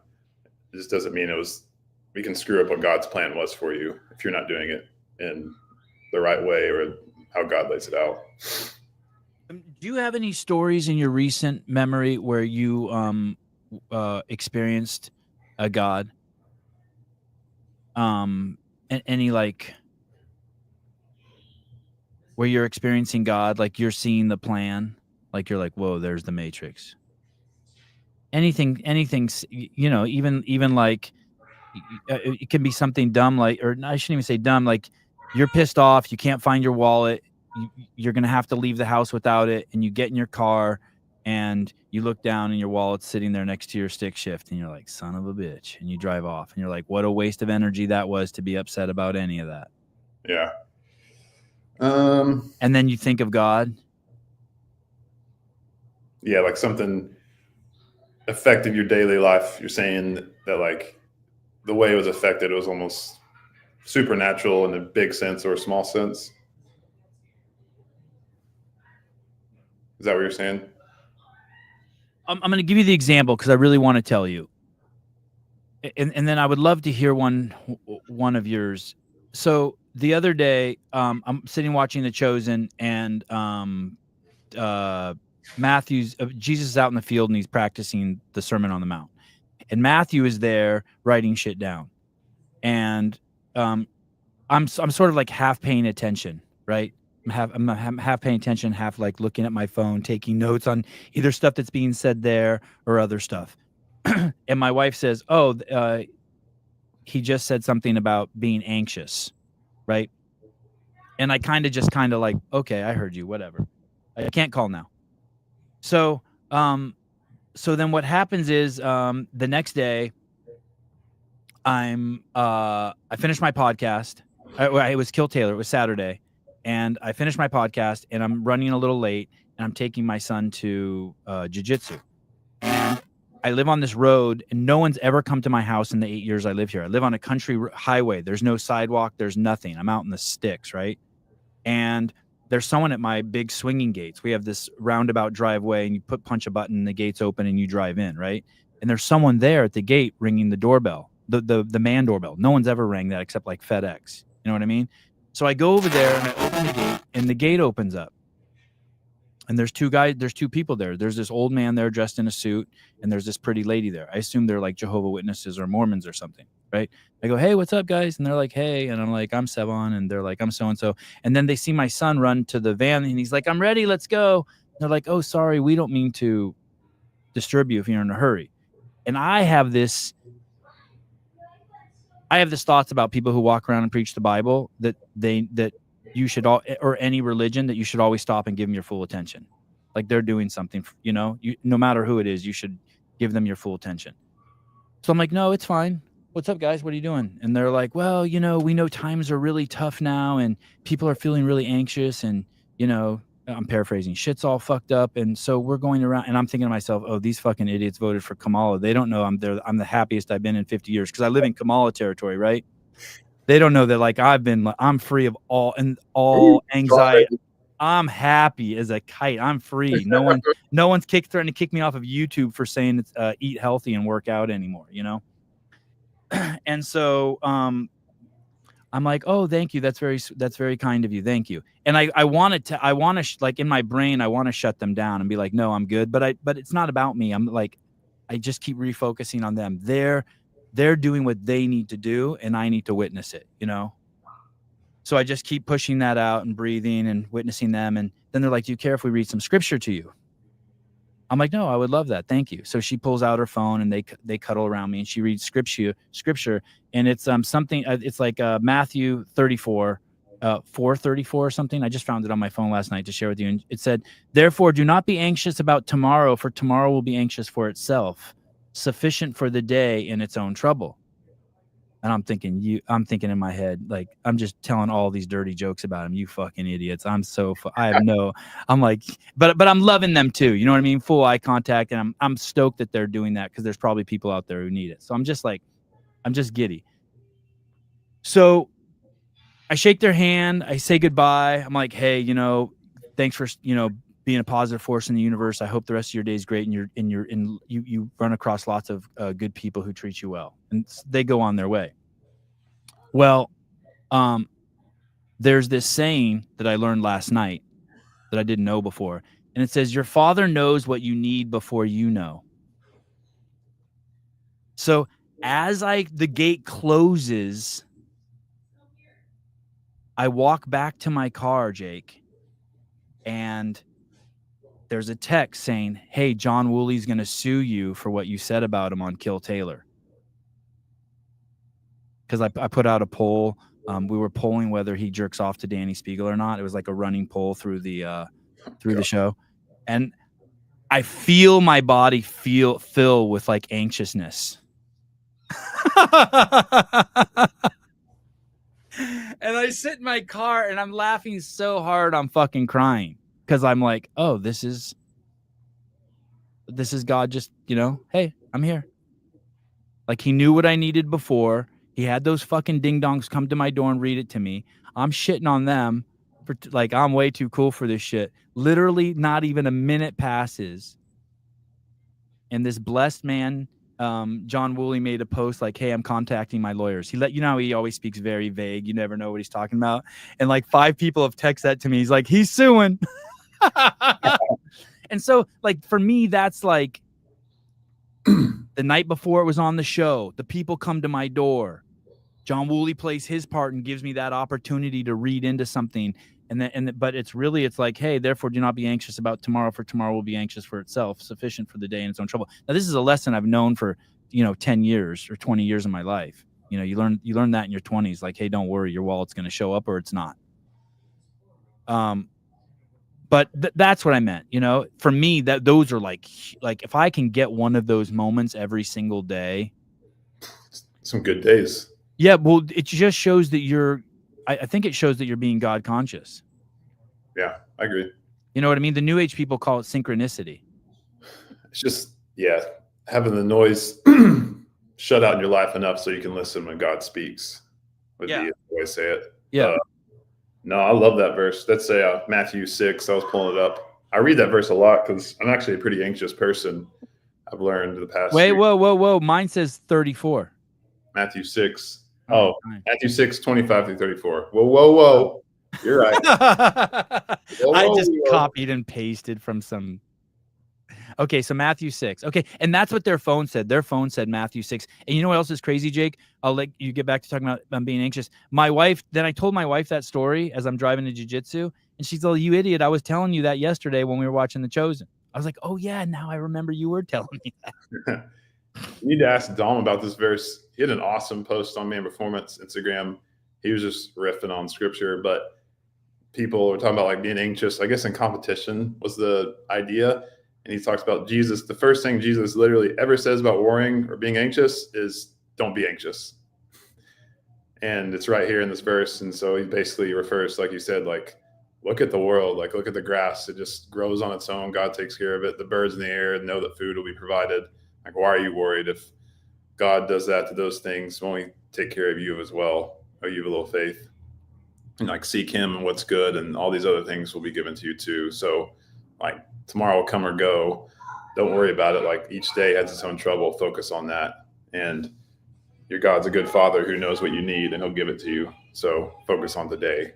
Because anxiety is basically us creating an imaginary world where bad things exist. Is how I went to see an old preacher I worked with who basically was doing counseling or therapy for me. And that's how he framed it. I was like, you're right. It's so stupid that we're anxious. But I get it. Like you're depressed or sad or mad. It's like, just don't be mad. And it's like, well, that doesn't always work right in the moment. But framing it in a way of like, this doesn't even make sense can be helpful. You know, though, it was a really good sign is in the interview, you said you're not anxious around your wife or your kids or around matters that deal with your wife and kids. And what's cool about that, what I heard when you said that in the podcast I was listening to yesterday, that's because you're in servitude. Anxiousness is a form of narcissism. I don't mean that in a bad way either, a pejorative. It's okay to be anxious. Deal with, it's cool. We're just all human. But when you're with your family or around matters of your family or your wife giving birth or you're a man and you're in the service part of your life. And so when you're serving, there's no, stop thinking and your problems will go away. When you're serving your kids and your wife, there's no time to be anxious because there is no Jake Lockert. And you were saying that it was more around like work and I get that. Like, hey, you come home from work and you're like, oh shit, did I post today's workout? And then you get in your car and drive back, or you know what I mean? Or did I turn off the lights in the gym? Or have I called so-and-so to make sure that they're going to show up tomorrow for the shoot? And it's like, yeah, I get it. Like, and there's a lot, it's a different kind of person who's depending on you. Jake is the real GOAT. Corbin, my man. He goes here. Gerald Preston.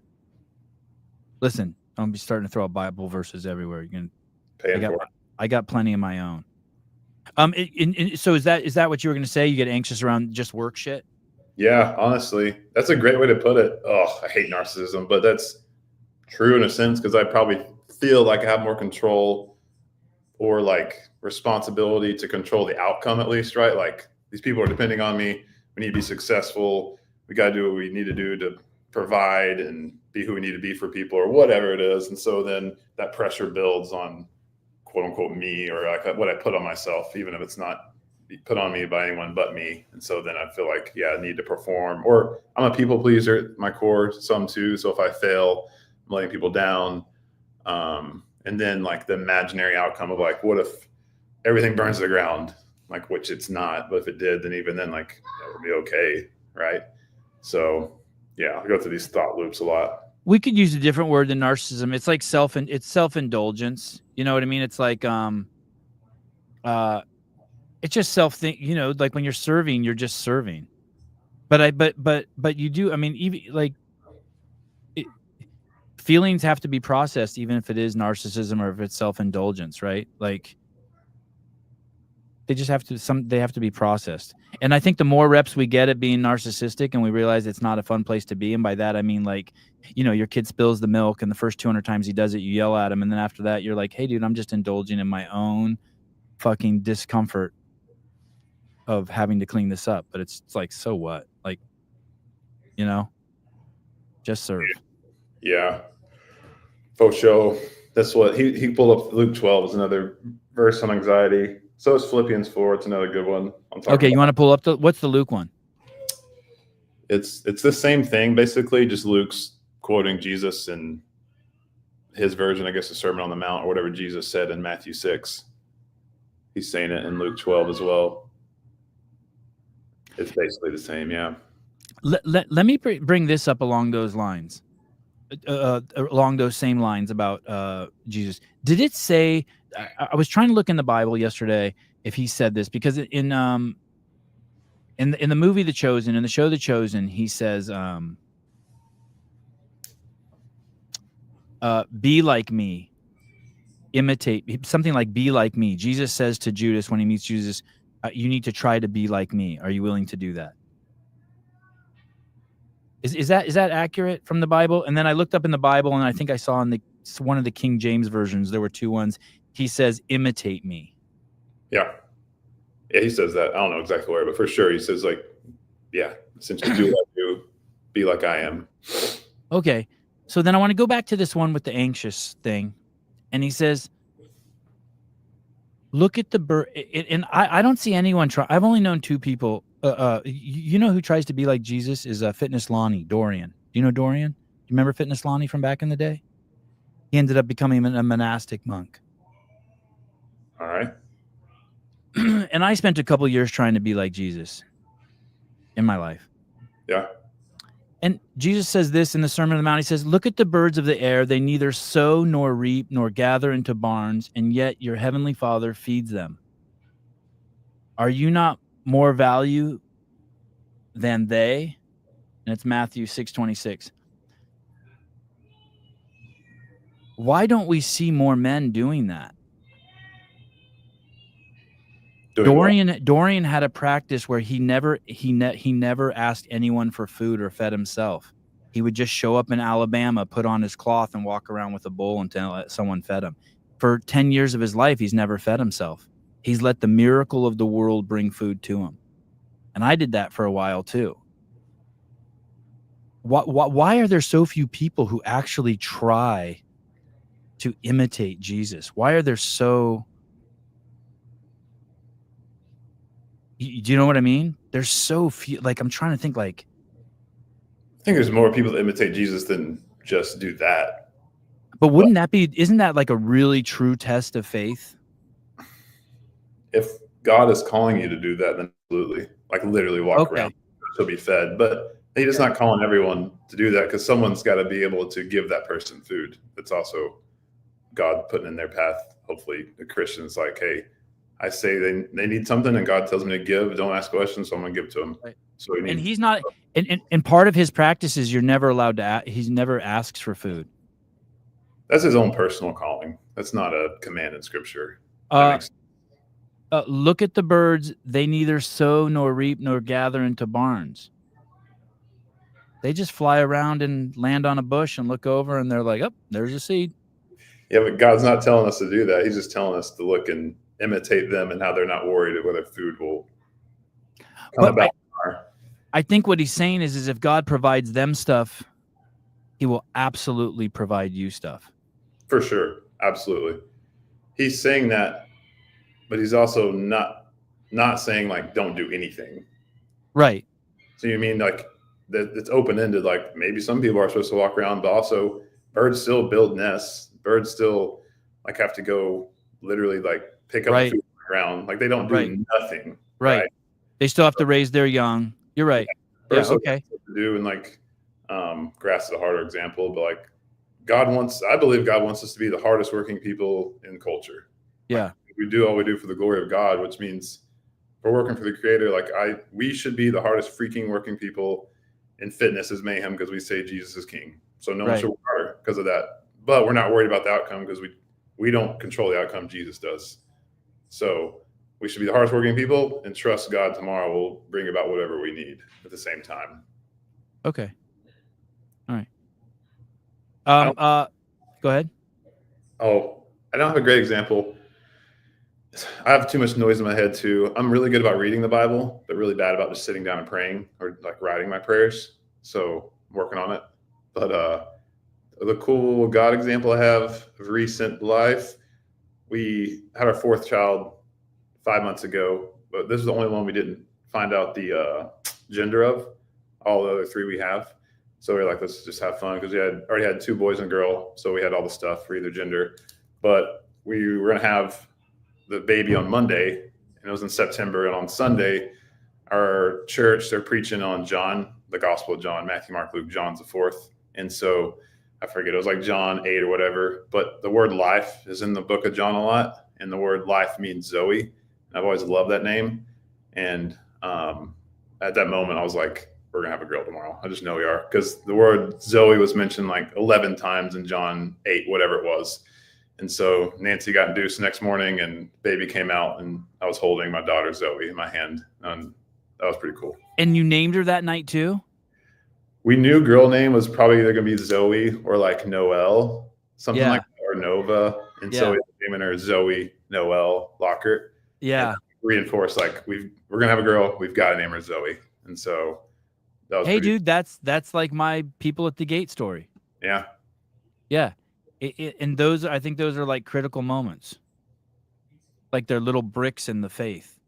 For sure. Yeah.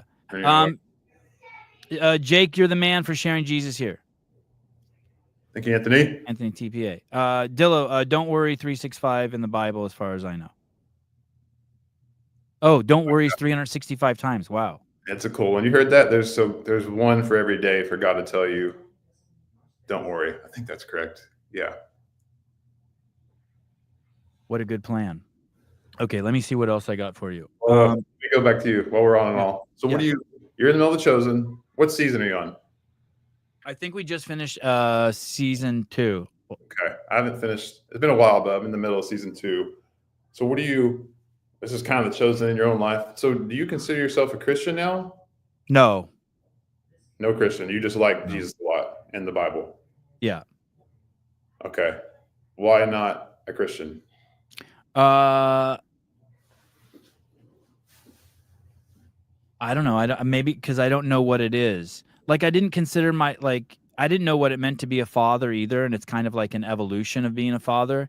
And I didn't know. I thought I don't even know how it happened, but soon as the first baby came out, like within seconds, I was like, "Holy fuck, I'm a dad." And like I've never felt like really anything in my life. I think the 2 phases of my life were, son of my parents. 3 phases. I was son of my parents, then I was a religious man, and now I'm a father. 4th phase Christian is coming. Maybe, yeah. But you know what I mean? And then there were like little ancillary things like a video maker. But like I directed 10 movies, great movies, documentaries, and I've never called myself a director. I've never felt it. I've never felt like a direct, you know what I mean? I've never felt, not in a bad way or good way, but I never felt, it never, and like I would consider myself a CrossFitter, you know what I mean? But it's out there. Do you know what I mean? The same way I consider myself like a person who wears glasses. It's just like one of these smaller pieces of identity. But like not the inner core of who you are. Yeah. I was the son of my parents, then I was a religious man, and then now I'm a father. So and I'm still they kind of come, those other 2 don't go away, but they, you know. There's all, another part of who you are. Well, but now I'm truly like some people put faith, father, husband in their order. Like I would not. I'm definitely I'm really father based. So to be a Christian, you think you would just wait until you just feel that inner change inside of you, or like I don't even know what it is, to be honest with you. I wouldn't even like. Is a Christian someone who goes to church every Sunday, owns 2 Bibles, and tries to get other people to follow? Like I wouldn't even know where to begin. Like I could tell you what a CrossFitter is. I could tell you what a father is. I could tell you what a good son and a bad son is. I couldn't tell you what. I could tell you what someone who's on the carnivore diet is. I could not tell you. I have not even anything close. I have no idea what a Christian is. None. 0. Even after watching The Chosen, just still figuring. Oh, that's interesting. Are And you're reading the Bible, right? Yeah, I guess. Well, then maybe that's where maybe I am trying to put. No, I'm not reading the Bible. Maybe I mean I read it last night because I was like I was watching it, and then I was thinking of things I wanted to chat with you about. But maybe that's what I was saying. I think a Christian, then, if I were to like take a stab at it, it's someone who imitates Jesus. There you go. That's a good answer. Yeah, and so, and I just don't see. I would agree with you. You're not a Christian then. Yeah, I just don't see. Here's the thing. This is going to be crazy to say, but fuck it. I'll let my arrogance shine. I don't meet people. I don't meet people with more faith than me or more desire to imitate Jesus than me in my day-to-day life. And so I'm my only. And I look for it. You know what I mean? Like I look for it. I think that's why I like Rich so much, because I see his like giant forgiving heart. Maybe forgiving is not even the word, but I see his compassionate, maybe. Yeah, just goes with the flow, and I know I know that follows with the rule of God. You know what I mean? Like not to hold hate in your heart. But I just don't. I'm just looking for, you know what I mean? I'm looking to emulate people. Like in CrossFit, I wanted to emulate Rich, right? In my intellect, I want to emulate Greg, but in my compassion, I want to emulate, or in my way I walk on the earth, I would want to emulate Jesus. That makes sense? Because Jesus is the best person to emulate. Is that why? Yeah, because it's the best. It's the best life. It's the coolest life. It's the way you're supposed to be. It feels like, you know what I mean? You know, like you have keys that just, you had a duplicate key made, and every time you put in, you're like, fuck this, they did not do a good job. It's always like, but when you're doing Jesus shit, fucking the keys just going in and out smooth. That's right. Yeah, basically, the way to think about it is there's a difference in becoming a Christian. There's a process, becoming a Christian and being a Christian, which we would call like salvation is becoming a Christian. We call sanctification is being a Christian. Like, and becoming a Christian is simply what we say is obeying the gospel, right? Gospel is that just Jesus came, lived the perfect life, died a death for us, and rose again to cover sins for all humanity. And believing in Jesus, like he's Lord of all creation, he saved us all from our sins. Like we confess that. Like yeah, those are the things I probably don't believe. You don't believe Jesus is Lord and Savior? No, I wouldn't even know how to think about that, or that he created everything, or that. So you're in the camp of Jesus, just a really good dude. I'm in the camp that it was a really good manifestation of God. That God's just like God's circling the earth, fucking laying eggs, and they're all his children. And that one was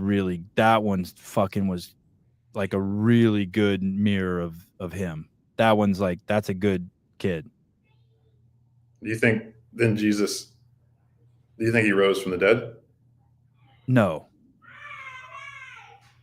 So you think like The Chosen's going to show that eventually, right? Yeah, I'll probably cry. You think that it's just like fantasy at that point and the rest is real? Yeah, the whole thing is fantasy. Oh, the whole thing is fantasy? That happened. Yeah, yeah. The whole thing is fantasy. No, it's not. It's just so well historically recorded. Listen, it's like, you can argue the resurrection's fantasy, but like Jesus you have to on the mount. Like it's historically like documented.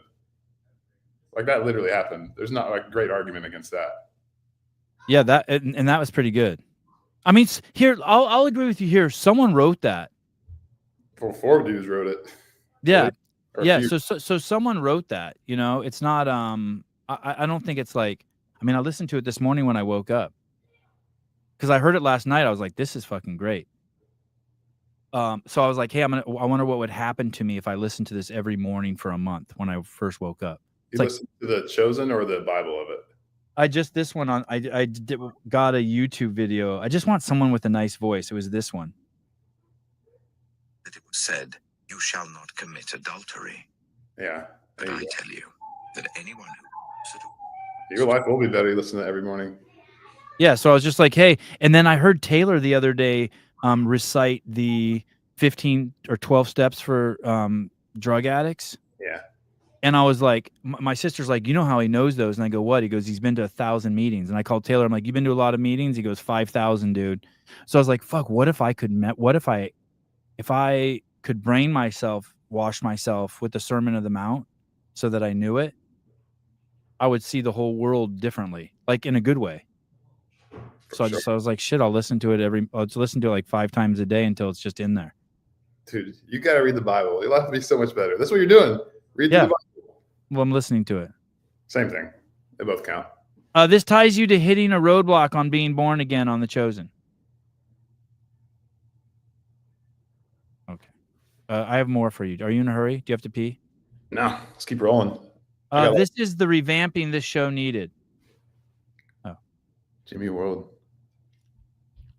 Yeah, he's talking about what was that? Keeping it Jesus real. sounds like a great dude. No chance that the dude's been here. Hey, don't try to make me sound like an idiot. I don't appreciate it.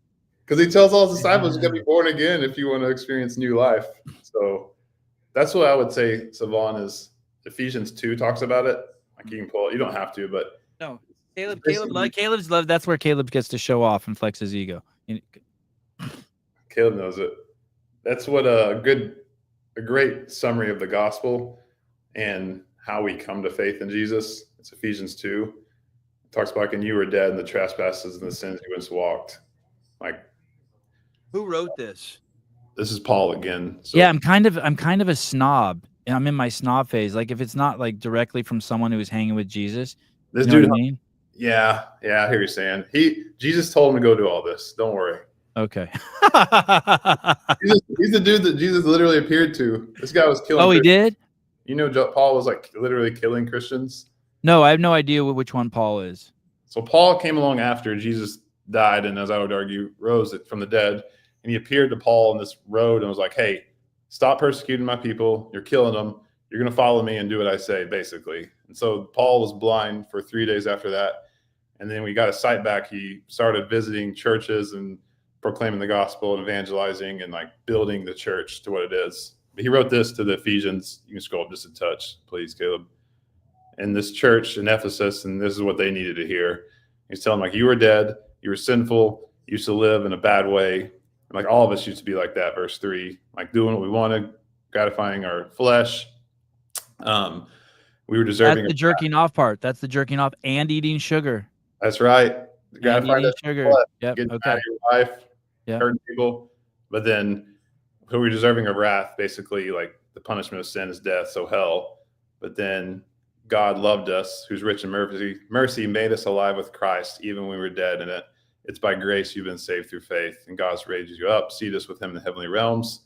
So in the coming ages, in the future, and eternity, and all that, he would show us how good Jesus is and his richness and grace is expressed to us in Christ. This is a big one you hear a lot first. By grace you've been saved through faith. This is not from yourselves, a gift of God, not by works, so no one can boast. We are God's handiwork, created in Christ Jesus to do good works. So I would say God might be in process, but he probably just hasn't given you the gift of faith yet. Like we can't like force ourselves to believe in Jesus, like truly believe in him. Like we can begin to ask for it and desire it. And I think God will answer that prayer. But ultimately, like dead people don't make themselves come to life. Only God can do that. And so when God brings people to faith in him, it's him giving us the gift of faith and putting a spirit in us. And then we begin to desire him, and God makes us alive through Christ, like verse 5 says. And so it's his grace covers us. And like, I would hope and pray that God's beginning to work that in you through the chosen, through you being like, Jesus is the man. Like I'm gonna live my life like he did, because you're beginning to see like the fullest life is lived like Jesus says to. And it's a process, but like that's how God brings people to life, is essentially like, look at who Jesus was and how good he is. Like he died for us. Therefore, I want his spirit to live in me. And I have faith that God will do everything he says he wants. And I want God more than anything. So I'll do things that don't make sense to the world because of what Jesus did for me and what he's going to keep doing for me. So this is a good picture of the gospel. If you're like, what does it mean? What does it mean to be a Christian? Like, what does it mean? What did Jesus do? Like read Ephesians 2 and This can explain it well. Do you know what I've thought many times, Jake, is that there's this demarcation line, right? And like this side is like Christians and this side's not.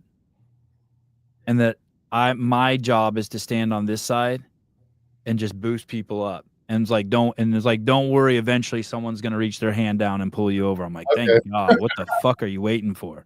No, we'll pull you up. Your job is to come up and pull people with you. Just pull me up. But like right now, I'm just like, fuck, another one. but I kind of like it. I like pushing people up by their ass. It gives me Sevon, listen to the whole Bible. Just do it, dude. I've done it twice. And bring Jake on like once a month as you read it and ask questions.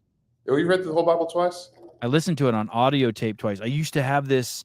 Oh, Dude, yeah. I'm telling you, like in a way that's like I walked around for 2 years emulating Jesus. And I had like 100 cassette tapes and I just listened to the Bible over and over and over. I mean, I listened to other shit too, but it was before anyone listened to audiobooks. You know, like a Walkman, you put the tape in it. Dude, here's 2 plans. Anyone out there too? There's one. I used to do this one every year. If it's backwards, sorry. The Navigator's Bible reading plan. That's Bible in a year. Mm-hmm. Give you like New Testament. So there's variety, as you see. Yeah. And then this one was intense. So we did this, me and my wife, in January. We'd never done it before, but 30-day shred. I like the name, obviously. But we read the Bible a month. I audioed 90% of it. But you would like that. So Pat says, here's my only question. If no one ever told you about God or Jesus, you would never believe. You would then be in hell when you die. Let me just say this. Before I ever read anything from the Bible, there were lots of people around me who assumed that I had read the Bible. Like a lot of fucking people. And I've talked to a lot of people who are completely immersed in the Bible, and they trip on the messages that I hold through, and I had never read it. Now I don't know where I got that shit at. Maybe I'm just someone else told me stuff, but I think a lot of I don't think you need. I think you can learn the lessons of the Bible without having the Bible in your life. I know you can. Okay, sorry. You want to take a stab at this? Here's my only question. If no one ever told you about God or Jesus, would you never believe? Would you then be in hell when you die?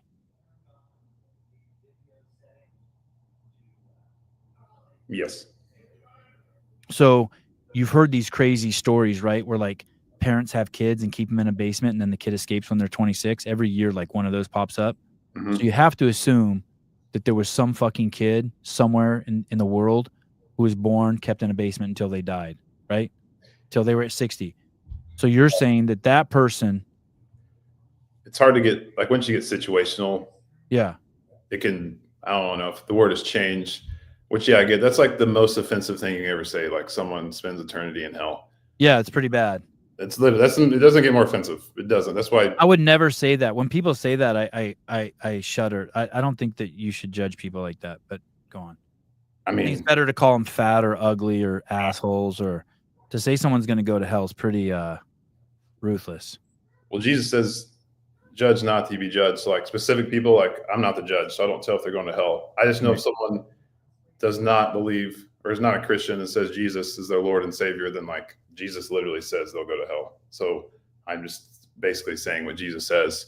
But that's like the hard one. And I've struggled a lot in my faith with it. Like, well, what about the person in Cambodia that literally has zero access to the Bible or scripture or gospel? And so like, are they held at a different standard? But like Jesus says, like no one comes to the Father except through me. Like you have to have Jesus to get to the Father and access like grace and forgiveness and to be seen righteous in the eyes of God. Because everyone in the world, the way you have to frame it and the way Romans talks about it, another book in the Bible, is like we're all fall short of the glory of God and have sinned. It's like basically everybody, Christians included, are destined to hell until Christ's grace covers us. It's like I believe before I was a Christian, I was going to hell as well. And so that's why that Christians believe it's so. You believe before you were a Christian, you were going to hell? Oh yeah. I don't think you can go to hell unless you're a Christian. I disagree. How would you even go to hell if you're not a failed Christian? How would you even know? That's the reason. I mean, there's multiple reasons, but like essentially Christianity preaches there's heaven and hell, Right. so that everyone that's a Christian, like everyone that Jesus' grace covers, like, and God sees them righteous only because of Jesus. Like, God doesn't see me anymore; He sees Jesus in front of me. And so, if I don't have Jesus in front of me, it's just me who's like a filthy rag, full of sin. Sin. So it's not that I'm righteous; I am still not righteous, even a Christian. It's just because Christ Right. replaces me because of what He did. So I think I see Jesus as more of an archetype. So when Jesus says, like, you see it as like actually Jesus, if you like, you don't go to heaven if you go through Jesus. I see it as like, hey, Jesus is a portal, and you got to go through that archetype. You have to go through that. It's not a man. It's not a single person. I think that's where I'm at. I gotcha. I think I probably see him as archetype, like both. Like Jordan B. Peterson talks about that a lot. Have you listened to him? No, is he Christian? Jordan Peterson? Man, I think he might be now. For a long time, he was all about Christ as the archetype of like the perfect man, kind of like you're saying, like Yeah. best values, the best way to live life, and he's the pinnacle of humanity, and like we should aspire to him and how he did life. And now he seems to be like also had a salvation experience of where he believes he's Christ, Savior and Lord, and like everything he said is also literally true, not just figuratively. So, like the way I see it. And again, it's the most offensive thing. And like, I cringe inside. I don't like saying that, but I believe it's God. I would be being disobedient not to if I didn't say what I believe to be true about what God has said in Christ. But like, if you saw the train coming to hit somebody, the most hateful thing you could do would be not push that person out of the way of the train. It'd be pretty fucked up. It'll be messed up. So if me, a Christian, believes this train is coming, for everyone who does not believe who Christ is, the worst thing I could do would not be push him out of the way. That would be the most hateful thing. So that's I view it. Actually, Penn and Teller, they're like comedians, right? You know Penn and Teller? Yeah. A really good YouTube video of Penn and Teller talking about it. He's not a Christian.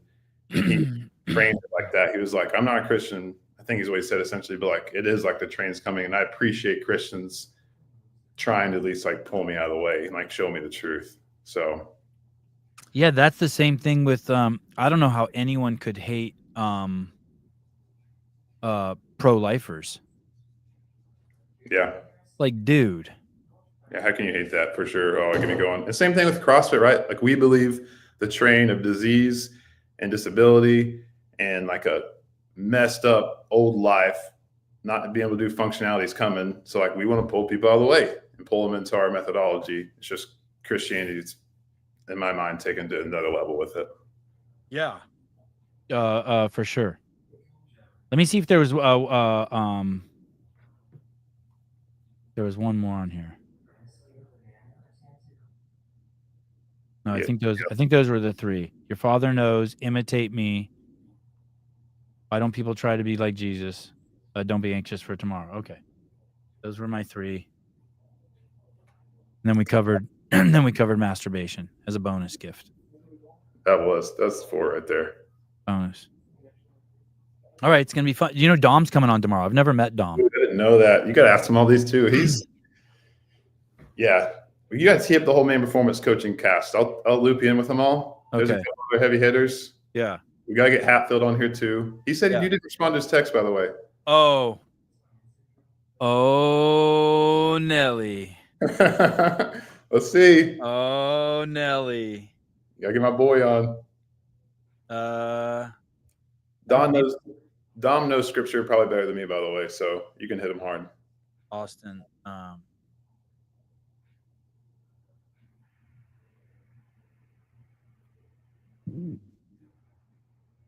Let me check my I don't have him in my I don't have any text from him that I can see, but that might be just because I didn't punch his name into my phone. Let me see. Austin Hatfield. I'm going into our DMs.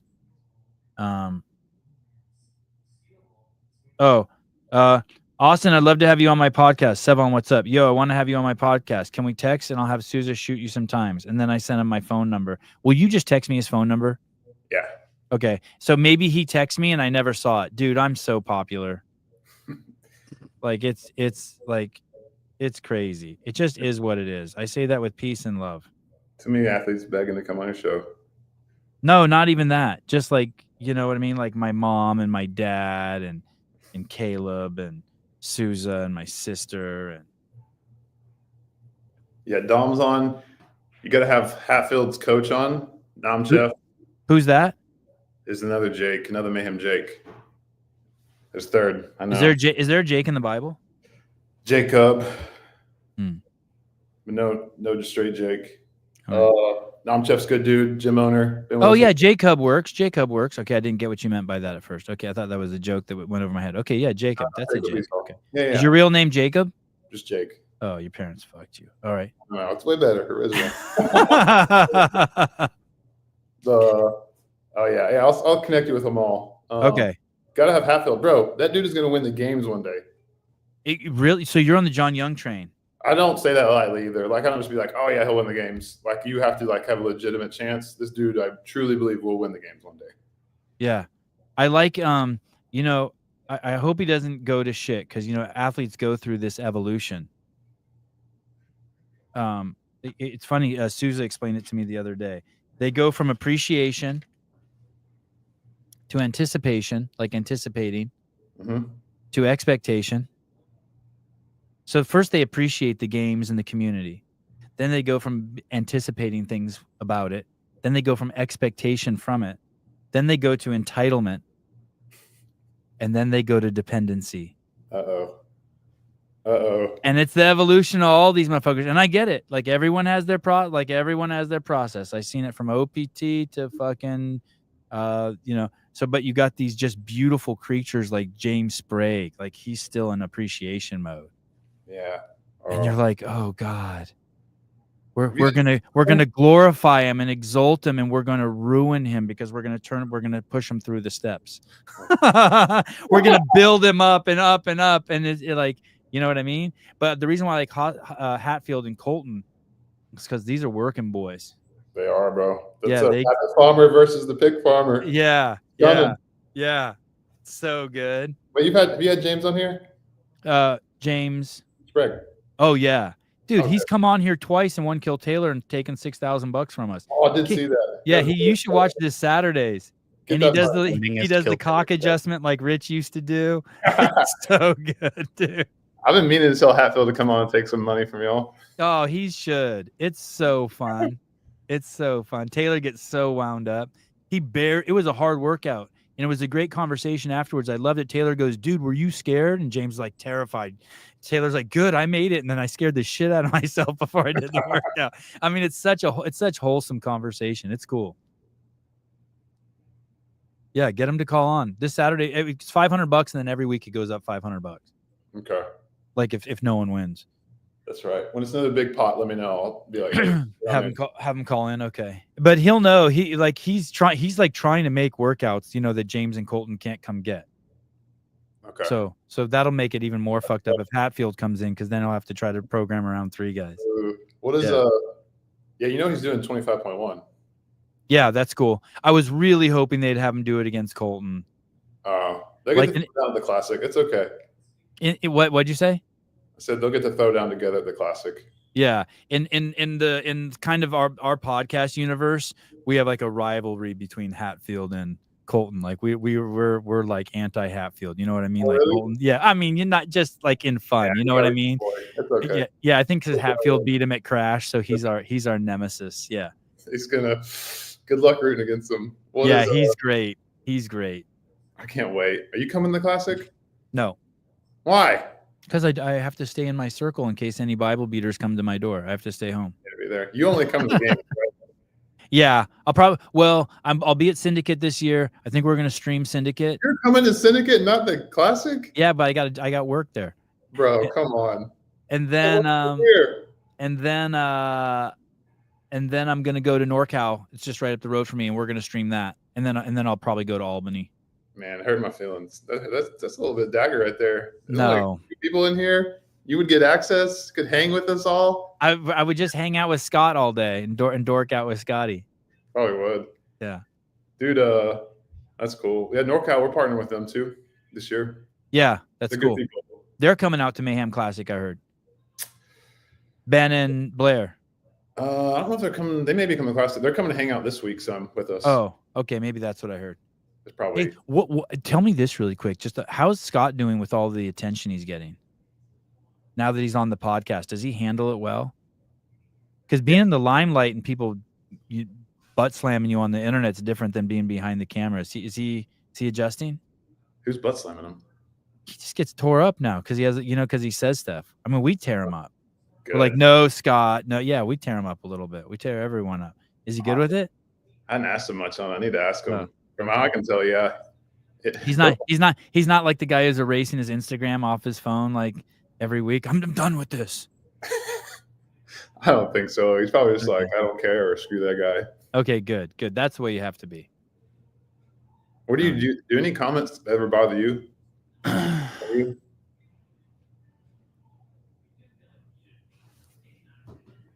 I didn't like it that I thought Wooly was going to sue me. Would you, just real brief, I'm sure most people know, why was he going to sue you? He's saying about so I'll just tell you really quick. My issue with him is that my issue with him is just that it's just fun having a nemesis, and he never says anything. He's really vague. Like it's just always vague talk. Like I don't know. I have to read into everything he says. You won't like pick a clear side. Like And someone told me he's a really sensitive guy, and he's just trying to navigate all the different opinions. But it comes across as like, hey, dude, if you're going to express your opinion, like just say what you like want to say. Yeah. And like if I have to fill in the blanks, it's like talking to a woman when she's premenopausal. It's like, dude, like, what time do you want me to pick you up from the airport? Just tell me a time. It's kind of like these, not all of them, but some of these black box posts, like I have to read 300 words, know what you're saying. But some of them summarize in the caption. I'm like, thank you. Give me the summary, then I can read more if I want. Yeah. But the ones that like give me nothing and I'm like having to dig through, I'm like, just tell me what you want to say. You can't say I want change or transparency anymore because it's been said 500 times. We know. Now you have to go to the next level. You have to at least start mentioning some things. You can't say I'm doing this to make a statement because I don't like what statement does like Chandler Smith saying he's out to make a statement or Pat. It's like, dude, like I have no idea that means nothing to anyway. So I feel like John Woolley does that. And so I go back and forth with him. So on Kill Taylor this week, I said, hey, let's start a poll to see how many people think he masturbates to Danny Spiegel. Oh, gosh. And then within 2 minutes, he made a post. I've had a lawyer for 6 years and I've only contacted him used him once. And today is going to be the second day. So all these people and like, right. It's vague. Like we have no idea what he's talking about. Is that a veiled threat? You know what I mean? But that's how everyone read it. Cause I got like 6 immediate screenshots of it saying this motherfucker is going to sue. Oh, so that would make you worried because something could actually happen from it. Yeah. I'm like, oh fuck. Now I got to get on the phone with the lawyer. And I got to be like, hey, it's a parody comedy show. He's a meme account with 500,000 people. Like we can say whatever we want about each other. You know what I mean? It's not like I called him a pedo. And it's like, but recently he made a post saying, I guess someone asked him, hey, are you suing Sevon? He said, no, I have some corporate issues I have to deal with. And it's like, but once again, it's because he's vague. I actually think he's probably lying. I think he did do it. He contacted his lawyer and his lawyer's like, are you out of your mind? You and some other guy are fighting on the internet and you're a meme account. So anyway, that's it. That was the issue. But no, I don't think, you know what? People don't cross the line with me. I don't really want to say, cause I don't want anyone to cross it, Fair. but no one crosses. Yeah. No one crosses the line with me. Like you can call me a faggot or a pedo or an asshole or a misogynist or a racist or you suck Dave's dick or what dude, you do you know what I mean? You project onto me whatever you want and I'm cool. You know what I mean? Yep. I'm good. That's a good skill to have. Yeah, I'm good. I'm old, dude. 52. Don't care anymore. No. Dude, I was looking through your stories. Have you had to delete your Instagram a couple times? No, I've been kicked off like 5 times. Okay. I've had my account taken like 5 times. I used to have a fat account. I mean, for me, it was fat. I had 90,000 followers, and during COVID, they whacked me. Dang. Yeah, those were hard to get. Yeah, that's some God, that would piss me off too. And then I was shadow banned forever. So Like, then this is like your 5th account. 4th or 5th, yeah. God, it's annoying. It's so much work. You get 150K followers or something, and dang. Well, so you know what happened is, so when I lost that account, it was interest. I never made money off my account, so it didn't like matter. It was, but at that point, I never think about money, engagement, or anything when I post. I strictly post just like impulsively and what I think is funny. Funny or just important too? Yeah, important too. Like important too. Look, You know what I mean? stories, and I was like, dang, this is intense. There's a lot of cool stuff. Yeah. Those are all, and I try to answer every DM. Really? So I spend 2 hours. I spend 2 hours a day returning DMs to people. Crazy, right? Golly, bro, that's intense. Yeah. Y'all get political in here, right? Yeah. Please, you can say anything on here. Heck yeah. Are you right now with the? Pardon me? Excited right now with the political landscape and all everything they're burning down. Doge coming after everybody. Thought so, dude. I want to. Susan and I are thinking about starting a channel that's just the Doge update. Oh, give the leaderboard even more, and just talk about it, dude. It's so crazy to think. I just wish I wish everyone could be having fun. I really wish, like, I have so many liberals around me who are stressed out. I'm like, dude, just relax and enjoy this. This is going to be wonderful. They're going to stop giving the money to the government, and it's going to be flood the fucking free markets. Would you rather have Elon have another $1 or $1 trillion, or would you rather have Nancy Pelosi? We've already seen how Nancy Pelosi spends it. LA and San Francisco have gone to shit. Oh. Let innovators. We're about to go through a crazy renaissance. It's going to be when they get rid of regulation, when they start deregulating shit and all this money starts flowing back, rich people fucking spend money. They invest. We're about to see, it's going to get good. I'm pumped. Department of Education, please. Kill that. Please. Who's the head of education now or whatever? It's some lady in Trump told her, hey, work yourself out of a job as fast as you can, please. I love it. Yeah. I've been telling people, because I'm conservative leaning, like mostly Republican, but like I feel like in 10, 20 years, I'm gonna be telling my kids, like, you don't know what it was like at the end of 2024 and 2025. It was wild. Like, yeah. So I've been double down invested on all the things now with Elon. And you see that one update from he was getting in an interview. We sent like 50 million condoms to Africa or something insane. You see that one? To prevent HIV. So what was crazy is that the interview. It was like, by the way, it was like 48 million in the Middle East. It was to Mozambique instead of Cambodia. He's like, I think it's still probably kind of excessive. Literally doesn't matter where you send them. It's the fact that you sent 50 million condoms to a Jake, random country. I went down the rabbit hole of that. So he said, hey, we're about to send $50 million in condoms to Gaza.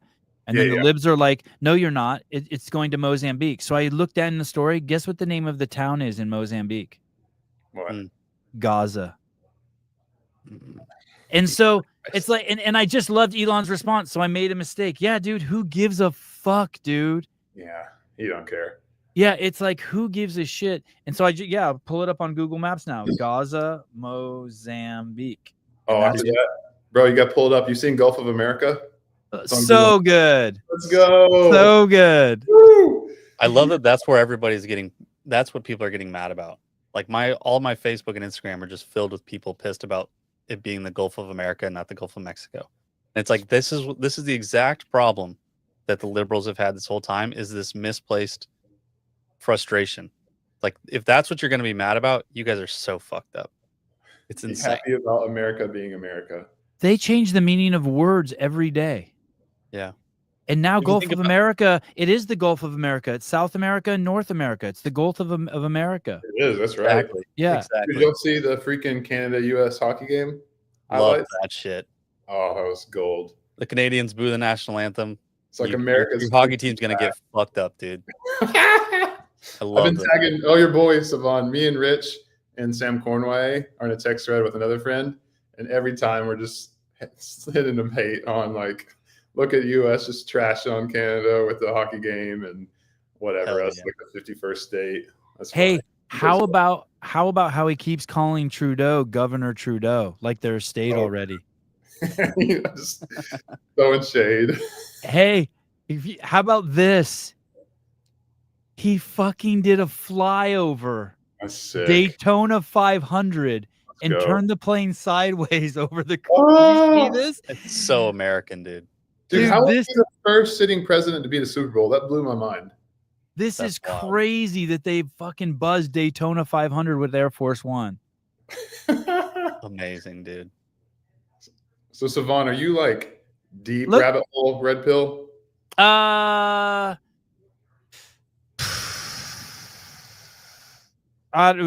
don't think so, but may I don't know. I don't think so. Like I someone would the other think day, you are, but I don't know. I'm asking.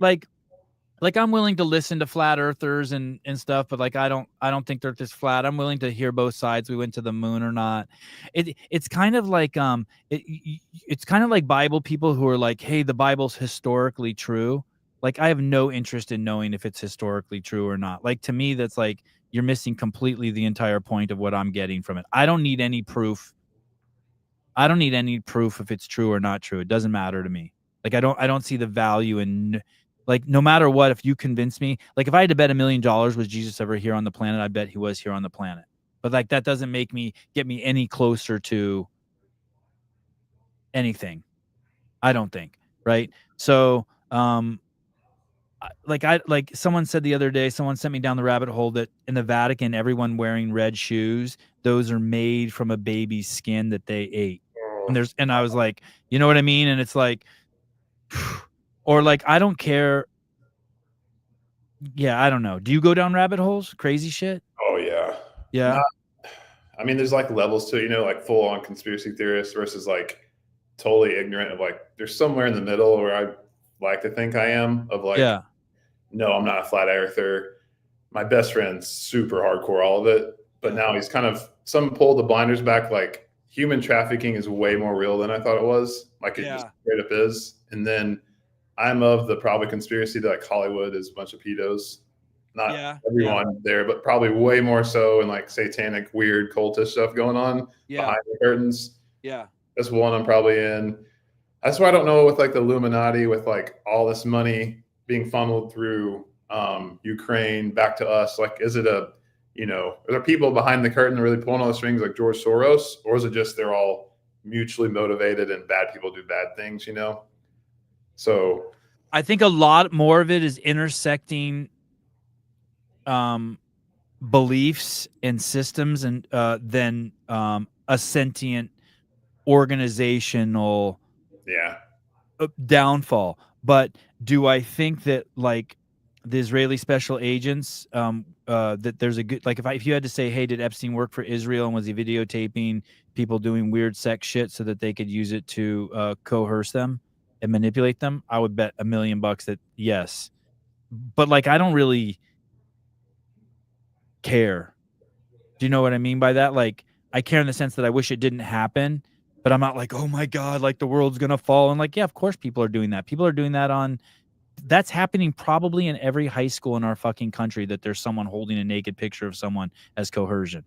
Oh yeah. And so it's happening just at the bigger picture with like, yeah, I get it. Do I think P. Diddy was drugging chicks and fucking them and fucking dudes and drugging them? 100%. There's college, there's dudes everywhere. There's dudes in colleges. That's happening. So it's just bigger, more money, more chicks, more drug. You know what I mean? It's like are you following this hawk?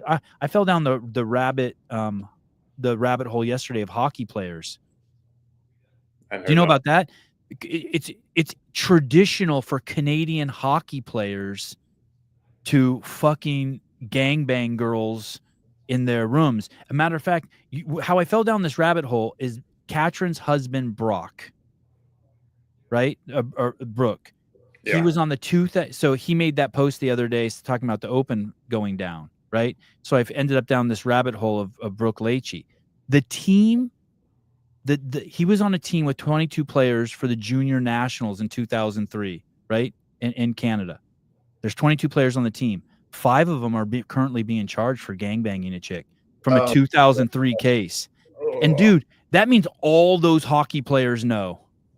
If 6 dudes on a team of 22 know, right?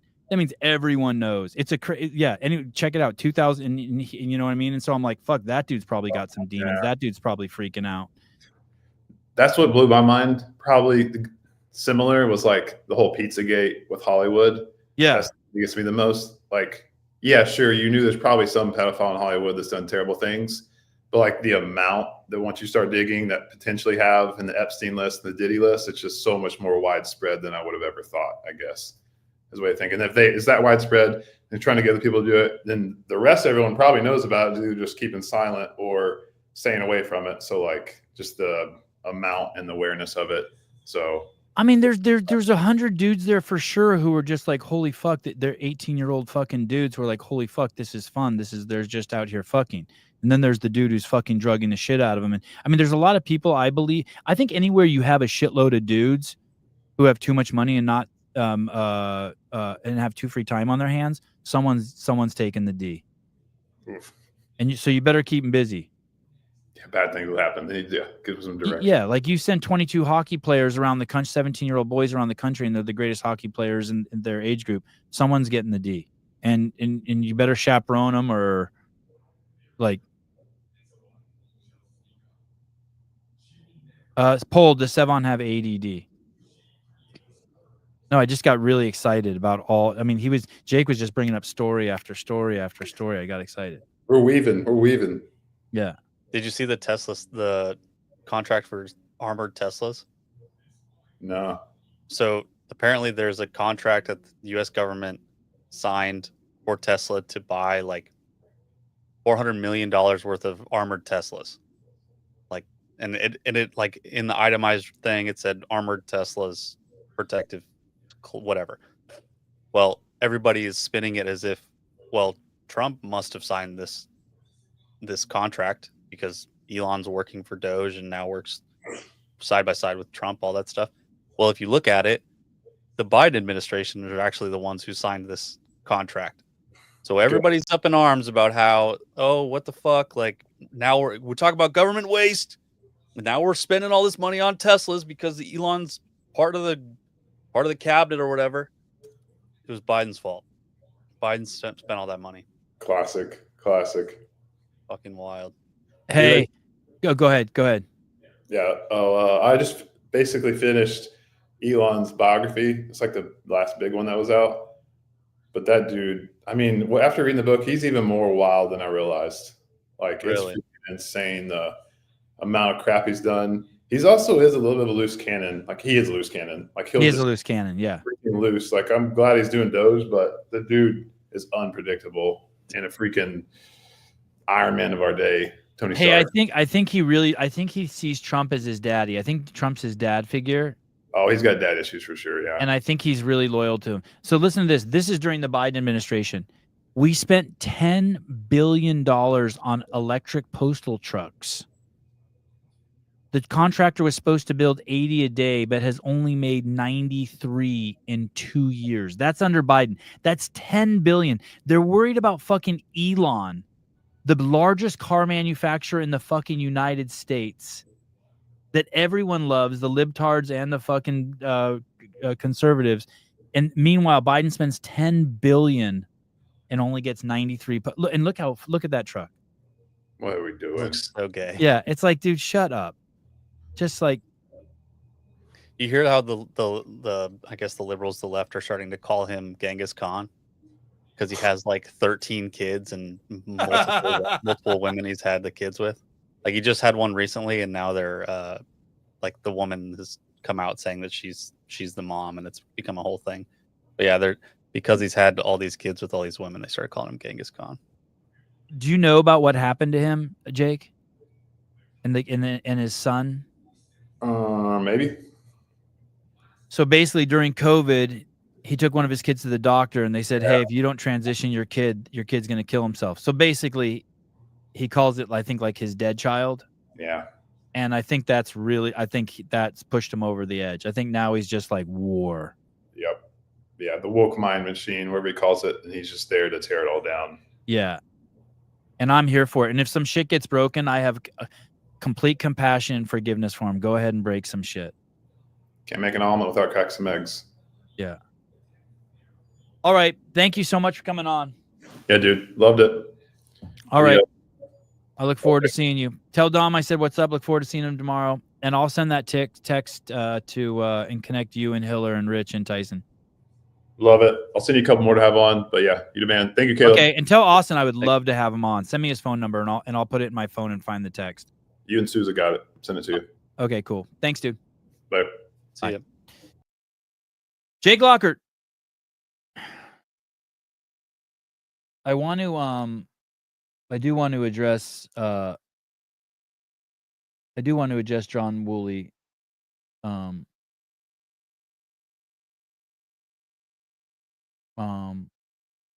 I'm gonna send you that. How are you on time? I'm good. Okay. And I want to send you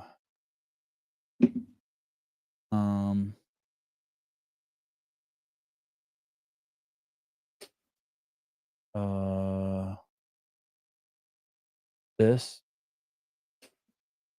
And then I'll be back in just a second. I just got to drain the lizard. Okay. Jake's cool, huh? Yeah, I like him. What should I play?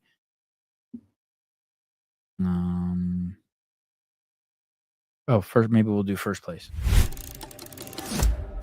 Well, this is going to be interesting filming myself. My name is Jose. I'm 35 and I go to Vintage CrossFit. What this affiliate means to me, it has brought me out of my comfort zone, but also helped me find myself. Growing up, I was always overweight. After college, I almost hit 500 pounds. I had my weight loss surgery in April 2019, and I was able to lose over 250 pounds. Ever since I found CrossFit, it has shown me the skills that I've never thought I would do as an obese person. They love my story. They feel inspired. When people say that, it makes me feel good. I just don't want nobody to go through what I went through. I'll have to be that advocate for my family, be that role model that I want for my future kids. Thanks to fitness and CrossFit, I've been able to do that.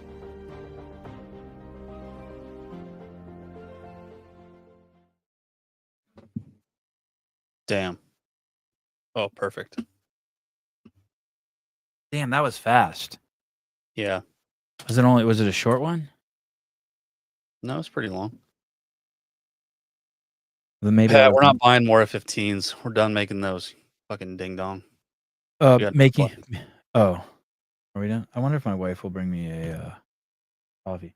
Yeah, but Jeremy, you tried to call in during Bible hour. Are you out of your fucking mind? That's who called in? Yeah. Brother, you're retarded. No, we're not buying F-16s either. Those are grossly outdated. Oh, it's.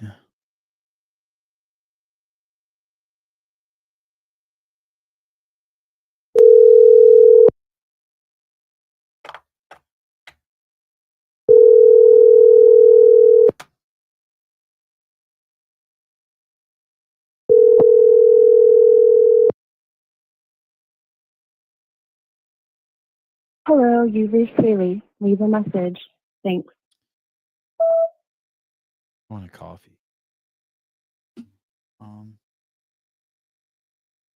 Yes. Can you? No, we're not buying Swedish planes either, dude. What are you talking about? We have a whole manufacturing plant for any fucking plane we want to make. We're not going to buy planes from somebody else. Have you lost your mind? What the hell?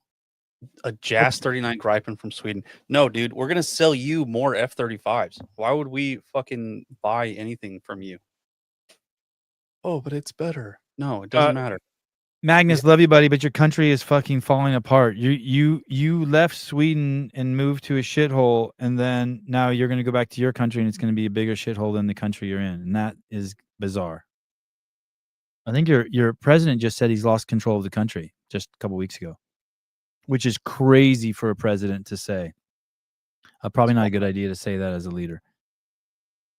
It's like the head of CrossFit saying he's taking a month off for mental health issues.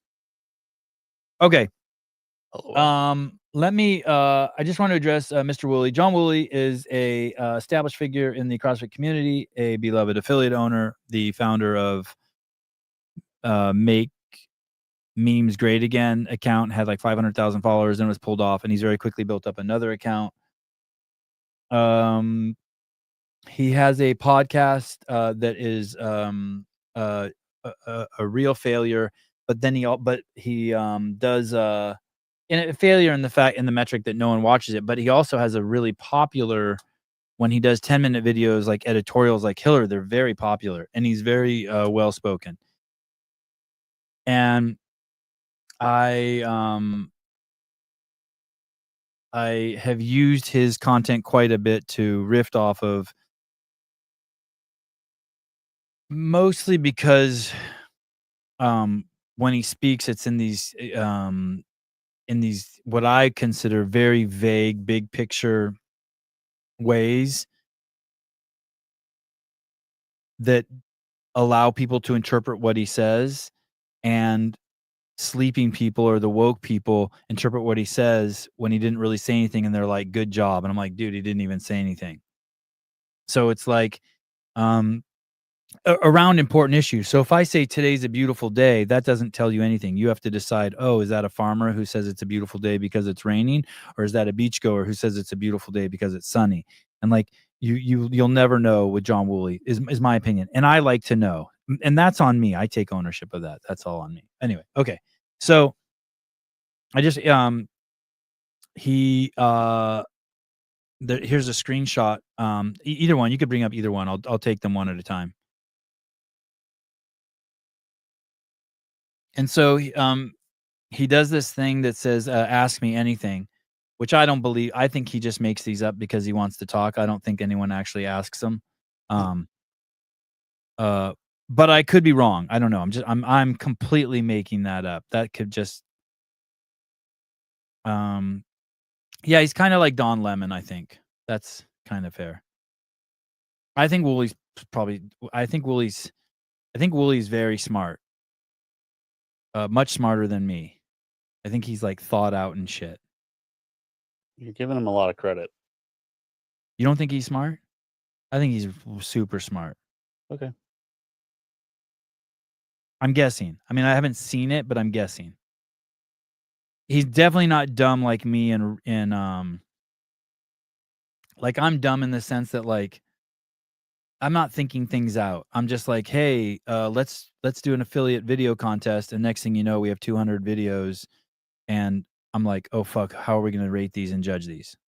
Like he plans shit. He's more structured. I don't think that makes him smart. Okay, more structured. Oh, and he might have a huge dick. Yeah, maybe he has a huge dick. I'm open to that. That would be cool if he did. That'd be crazy. That'd be cool if he did have a huge dick. I'm gonna pray for him. I don't think, like, if you had a small dick and someone prayed for you to have a big dick, it's not like it's gonna grow. Yeah, but why are you praying for somebody who has a big dick? I don't know. That's a good question. Okay. He said someone sent in the question, supposedly, why do you think no one calls Sevon out for his comments? What he called Annie and his rant about her was uncalled for and ridiculous. I called Annie a retarded bitch. God, I wish I wouldn't have done that. Can't take it back, but I wish I wouldn't have done it. We're here now. It was a great, by the way, it was a great rant. It was a great rant. I was very clear and concise. I just lost my cool, and I don't hate Annie or anything, so I shouldn't disparage her. Hi. Were you calling for coffee? Yeah. Okay. Yes, I'm please. getting it.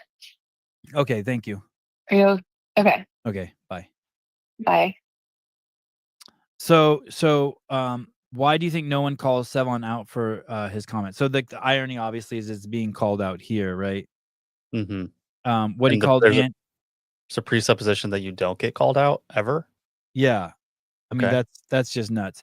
But everyone just seems to brush it aside and ignore it. I agree. People do just brush it aside and ignore it. I think it's like my neighbor's dog barks all the time, and like like what am I gonna do? Like I just ignore it, you know. Shoot So the you have dog. this little fucking Armenian guy and his fucking Air Force buddy stuck in a trailer, who go on every morning at 7 a.m. and it's like you can either come to the fence and listen to the dog bark or you not. But like if you sit there and fight back with the barking dog, like you never win. Hmm. Oh wait, clock's quoting me. I love it. That means I called Annie retarded bitch. God, I wish I hadn't done that. Top 10 favorite lines from Sevon. Yeah, I don't want to call. I like Annie. That was good. I could have just said like, I hope she evolves in her thinking.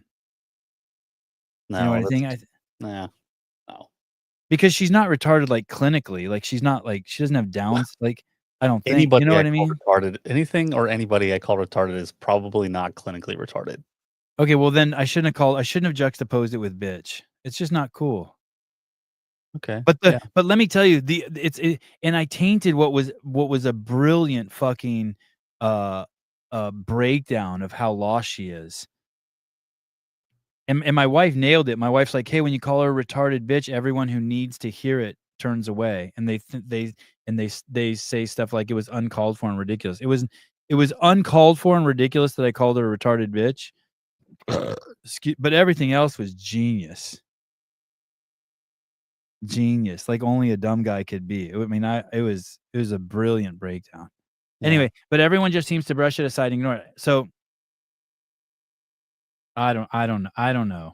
But anyway, let's just assume that some of that's true. He is close personal friends with head of sport Dave Castro, who supports and appears on his show. CFHQ shares his work in the media. So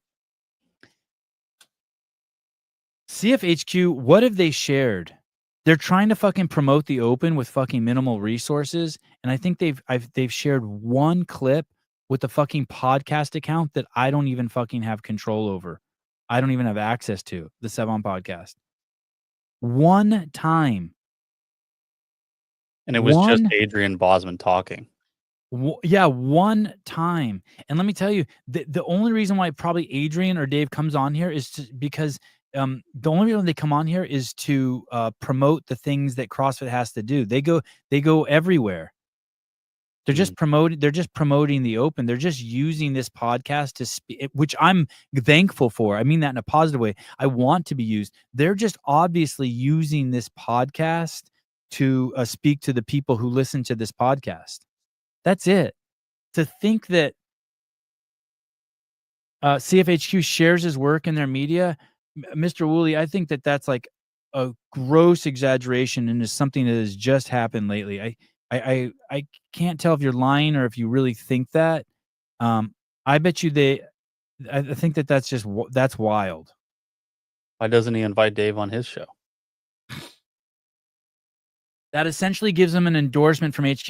Let me tell you, the vast majority of people at HQ hate my fucking guts and want nothing more. They do not want to endorse me. But HQ is selling toilet paper, and I have a lot of fucking assholes who watch this show. So so Adrian came on here, and you think Adrian was happy when I asked him that thing about having a transgender class? They fucking hate me. You're crazy. So, Mr. Woolley, I just wanted to push back on that. I think that's dishonest. And I'm just making this up, but I think it's dishonest. But I am very good friends with Dave, like to a fault.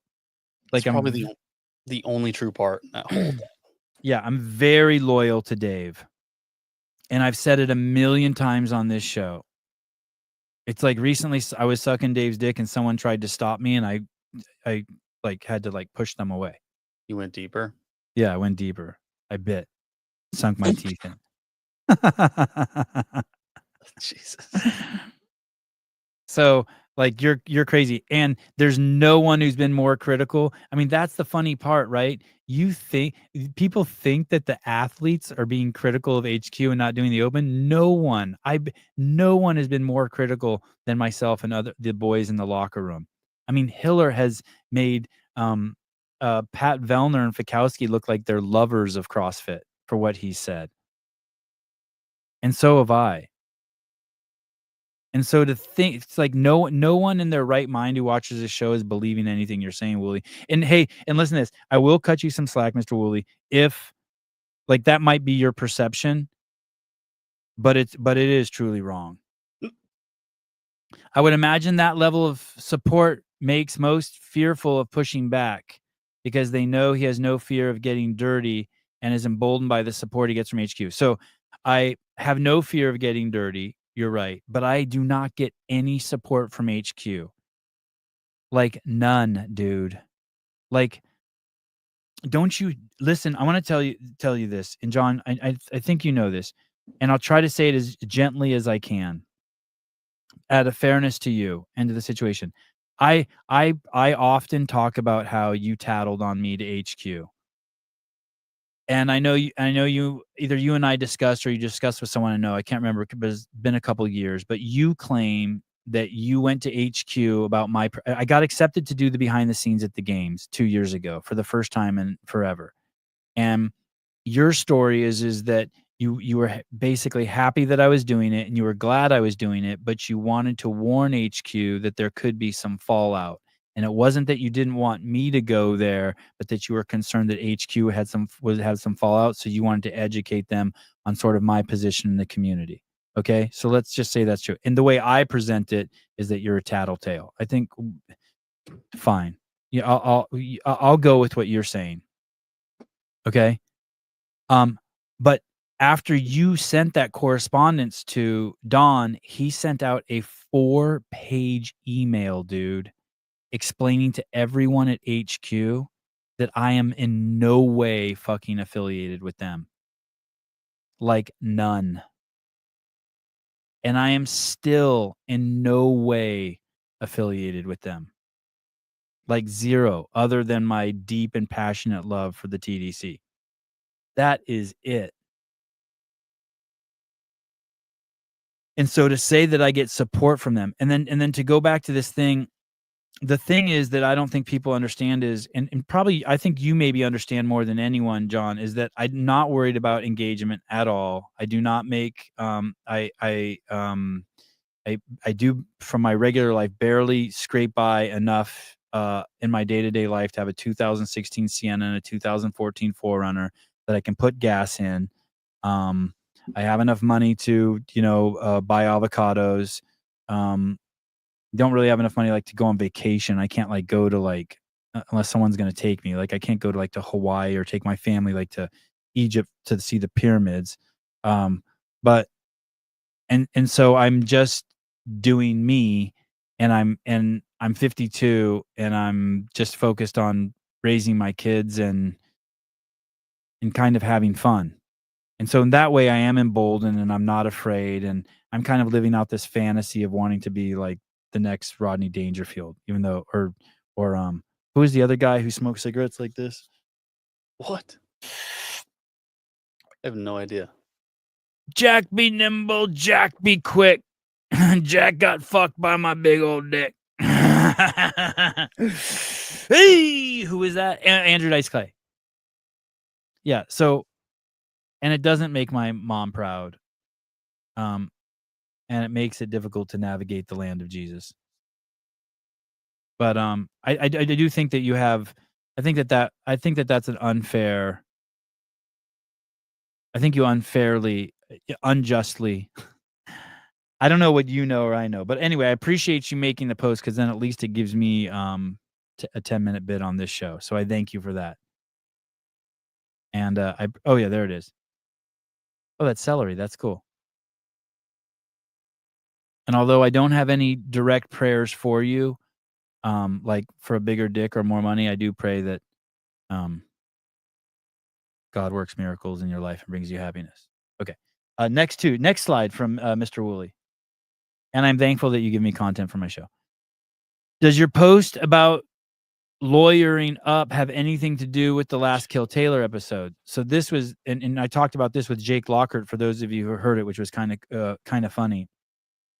Basically, we did a whole show. We did Kill Taylor. It's a huge show, huge show, big show. And James came on and it was great. And the show's getting tons of views and it's hugely popular. We're getting such good reaction from it. And during the show, there was a theme from the beginning of the end of whether John Woolley masturbates. We did a poll, and there was a does John Woolley masturbate to Danny Spiegel? And like it was, 300 or 400 people voted, and it was a funny bit throughout the entire show. We talked about how he goos up his keyboard, how he goes through 5 keyboard repairs a year from semen getting on it, and within minutes of the show being over, people sent me DMs, and the I think I even have let me see let me see if I can find it. Oh, here it is. I'll send it to Caleb. He posted this, and this is a great example of what I mean also by his vagueness. Like I love to communicate at a crazy high level. I believe I would call him a very low level communicator, very, very low. And I've been told by people who are close to him and friends with him that he's like that because he's just a very sensitive man and he doesn't want to offend people, which is kind of weird to have a meme account and not want to offend people. But this is what he posted seconds after the show was done, or maybe it was even during the show. And it says, in 2018, when I launched all my social media, the very first thing I did was hire a lawyer and put him on retainer. I've used him once in 6 years. Today will be the second. And a lot of people took that as a threat to the those of us who do Kill Taylor. And then someone asked him after he posted that, and so we don't even know, right? We don't even know what. We don't even know. Do you have the other one? Yep. And then so I guess in his and so what I think happened, and John, sorry if I'm wrong, and that's okay if I'm wrong. I've been wrong about a lot of things. I think what happened is he went to his lawyer, and his lawyer's like, "Hey, dude, you're out of your mind. You can't sue someone for that." But someone asked, "Does your post about lawyering up have anything to do with the last Kill Taylor episode?" He writes back, "God, no. You can't sue someone for free speech. Don't get me wrong. It's disappointing that media partners of CrossFit would sexualize an affiliate owner." Okay, so I am a media enemy of CrossFit. I am not a media partner. A media partner, dude. That is wild that he thinks that. Would sexualize an affiliate owner. No, the presence of your 2 children sexualize you, dude. I assume you fucked your wife and had those kids. That has nothing to sexualize an affiliate. You mean make fun. You had 500,000 followers making fun of people. I want to, but before I finish that, I want to show you something. I want to show you something from his account, Mr. Woolley's account. Dude. I want to show you something from his account. A very recent post. I want to show you this. This is from yesterday. You can. I'll pull that back up, Caleb, in a second. I want to show you this post here. It says Dave Castro reading athlete IG posts. Okay. Hmm? All you motherfuckers are going to pay. You are the ones who are ball lickers. Gonna fuck your mothers while you watch and cry like little bitches. So that's John Woolley saying that to Dave Castro, but he doesn't have the balls to say it. And so he plays a meme and says it. You get that, right? Yeah. All you motherfuckers are going to pay. You are the ones who are ball lickers. Gonna fuck your mothers while you watch and cry like little bitches. And so he hide behind his memes is my interpretation because he's afraid to say this stuff. Wow, it's sad that somebody would want to sexualize the head of the CrossFit Games. Yeah. And it's immoral. I can't stand it. It's so weird how he thinks he gets protection from behind his memes. Anyway, it's as if he's not the one that's thinking these things and like wanting to say them. Yeah, it's fascinating to me. And he sexualizes. If I sexualized him by making a joke about him jerking off, anyway, and then somehow of course he uses the word affiliate owner to further like politicize it. Like it buys him. Yeah, I own an affiliate. How dare you? And a games athlete for laughs. Listen, I don't think we sexualize Danny. No, we don't. Just so you know, I think that is a bit of a stretch, John, and I think we observed her sexualization. But anyway, but I can't control that or who CF decides to align with. Listen, you are nuts if you think that CF aligns with me. Listen, if CrossFit aligned with me, they would have already fucking given me $100,000 a year to do Kill Taylor because it's the greatest thing in the space, and everyone knows that. They're terrified of me. They do not align with me even a little bit. Okay, then here's the next thing. My lawyer, so he made this obtuse, abstract thing about how he has to contact his lawyer, and that you just have to read into. Like, why would he post that? Well, yeah, for what? He even connected it to his meme account. And then he says, my lawyer handles complex business issues for the two-side business I have that came as a result of social media.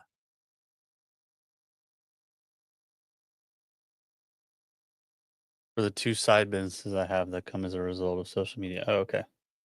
Oh, I don't even know what that means. Do you know what that means? He has two other side businesses that have developed from being a meme account, like selling T-shirts or programming or something.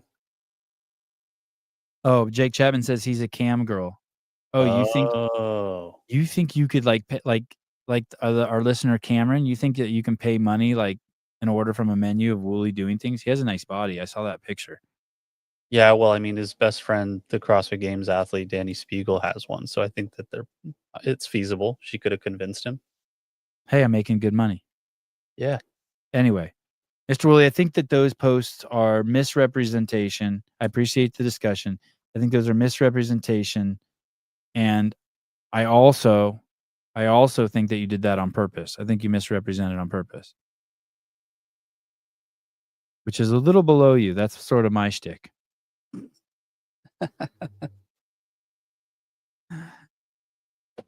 All right. That's it. That's all I got to say about Johnny. I think I'm going to, yeah, that's all I'm going to say about Johnny. All right. I think that sums everything up for the show today. You know, the last show we had on with Jake Lockert had 10,000 views just on YouTube. Wow, really? Yeah. I tagged the Bible as a product in this show, so maybe. Oh, you're the shit. Did you really? Yeah. Wow. Like, well, we're talking about it a lot. I just found the whatever the NIV is. I think that was the one he was talking about. So I just put it in the products. Hey, you know what I'm gonna do right now? What? I'm gonna fucking call Rich from the work phone. That fucker. I'm gonna see if he answers. And I'm gonna ask him which version of the Bible he reads so we tag the right one. Oh, okay, cool. You think he's gonna answer? I don't know. He probably doesn't have the podcast phone. He's not gonna answer.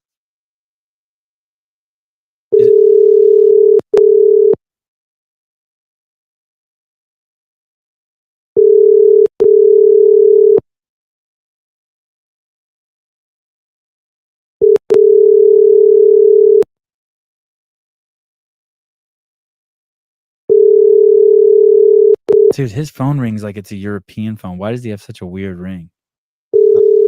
A European connection. Hey, this is Rich. Leave me a message and I'll get back to you.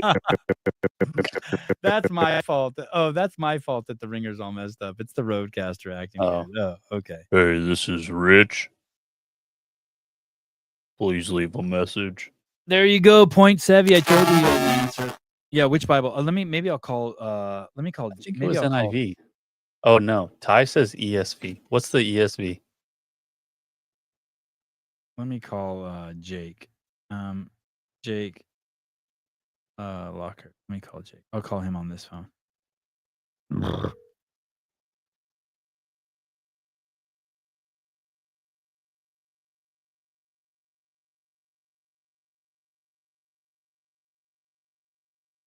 Can you hear that? Barely. Yeah, you can't get a hold of anyone at Mayhem. Nah, probably busy. Not the CEO or the president. You know he's the president, right? This is Jake Lockert. Oh, fuck you. I'm nobody. I'm gonna tell. I just tagged 3 of them: an NIV and 2 ESVs. All right. When he asked you to pull up Axia, oh, okay. Then I'll put an ESV up there then.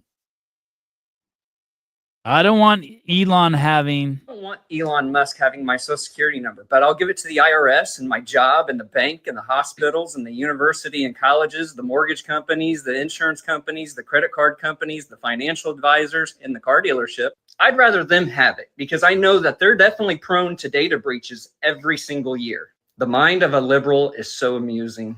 I don't want Elon Musk having my social security number, but I'll give it. Hey, look at this. This guy's like walking forward and backward through each cut. Watch how is that part of like a media strategy? I had to ask Suze about that.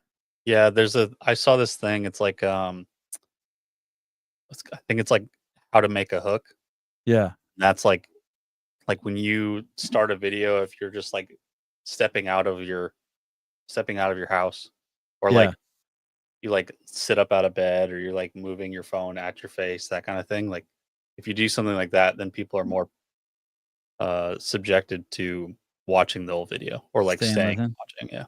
Yeah, he was walking back and forth between the cuts. Walking backwards is a trip. I'm gonna make a video where I walk backwards. Show off my skill. Show off my skills.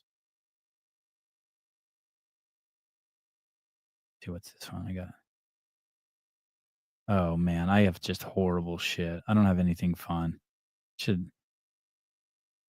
I did Daytona. I did Air Force One flying over the Daytona 500. Hey, did you also see that they had the motorcade do a lap around the track and all the race cars followed Trump? Dude, that's so sick. That's so sick. I'm such a 14-year-old boy. That made my dick so hard. I was like, I watched it. I watched it just on YouTube. Him just going around the track with all the cars. And just the sound of the cars too is just fucking sick. Like, just hear their engines going, and yeah, it's awesome. He got out of the car and he had his granddaughter with him.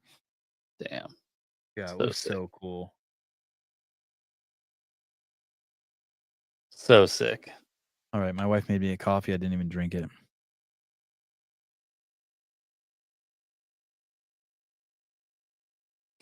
All right. I think I saw Matt Schindeldecker in the comments today. Did you see that?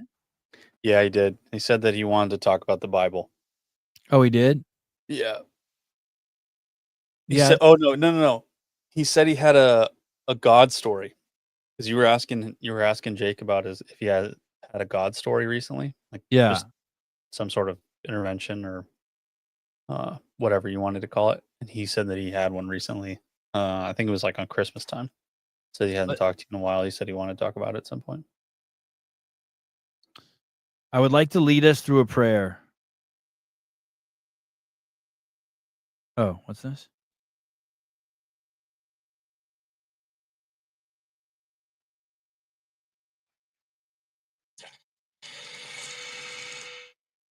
Marsden had a heart attack? Yes. Imagine for a second finding out that you've had a heart attack. Just over a year ago, I went to the doctor thinking it was going to be a routine checkup. No symptoms, no problems. At least that's what I thought.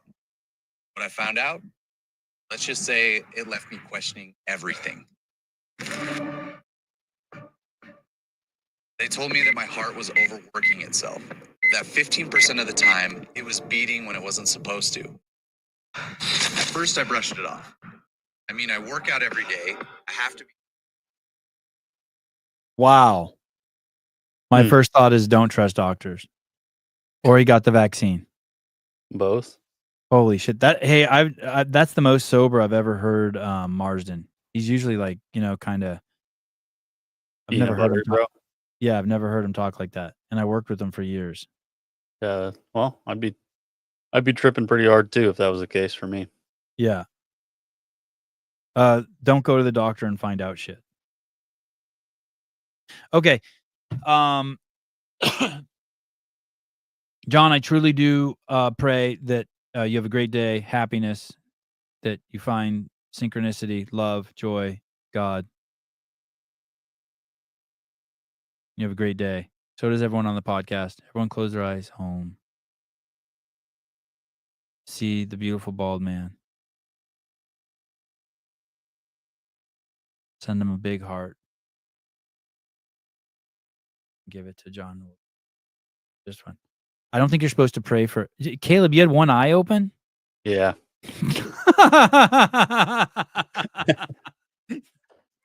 I was that dude in school or in church too. They're like, everyone close your eyes. I'm like, you really?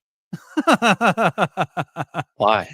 I don't think you're supposed to like pray for anything like for him to have a big dick or get rich. You're just supposed to like put your attention on him, and then God will give him what he needs. Like, who are we to know what he needs? Maybe he already has a huge dick, and if we pray for a bigger dick, it'll get bigger and like ruin his life. Yeah, maybe. Only we could be so lucky.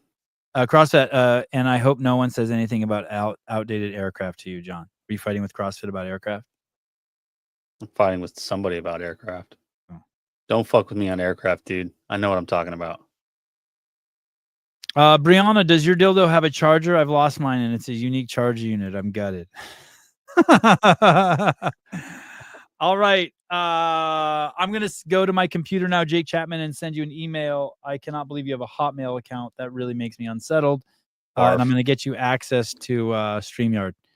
Love you guys. No, Tandy, I didn't poke the jellyfish. I was too scared. Is today Monday? Yeah. Okay, so there'll be a Dave Castor weekend review today, so I'll see you guys later time. Thanks again, Jake Lockhart, for coming on. Thanks for all the people who wrote the Bible. Thank you for John Woolley for his posts. Thank you for Instagram. Bye-bye.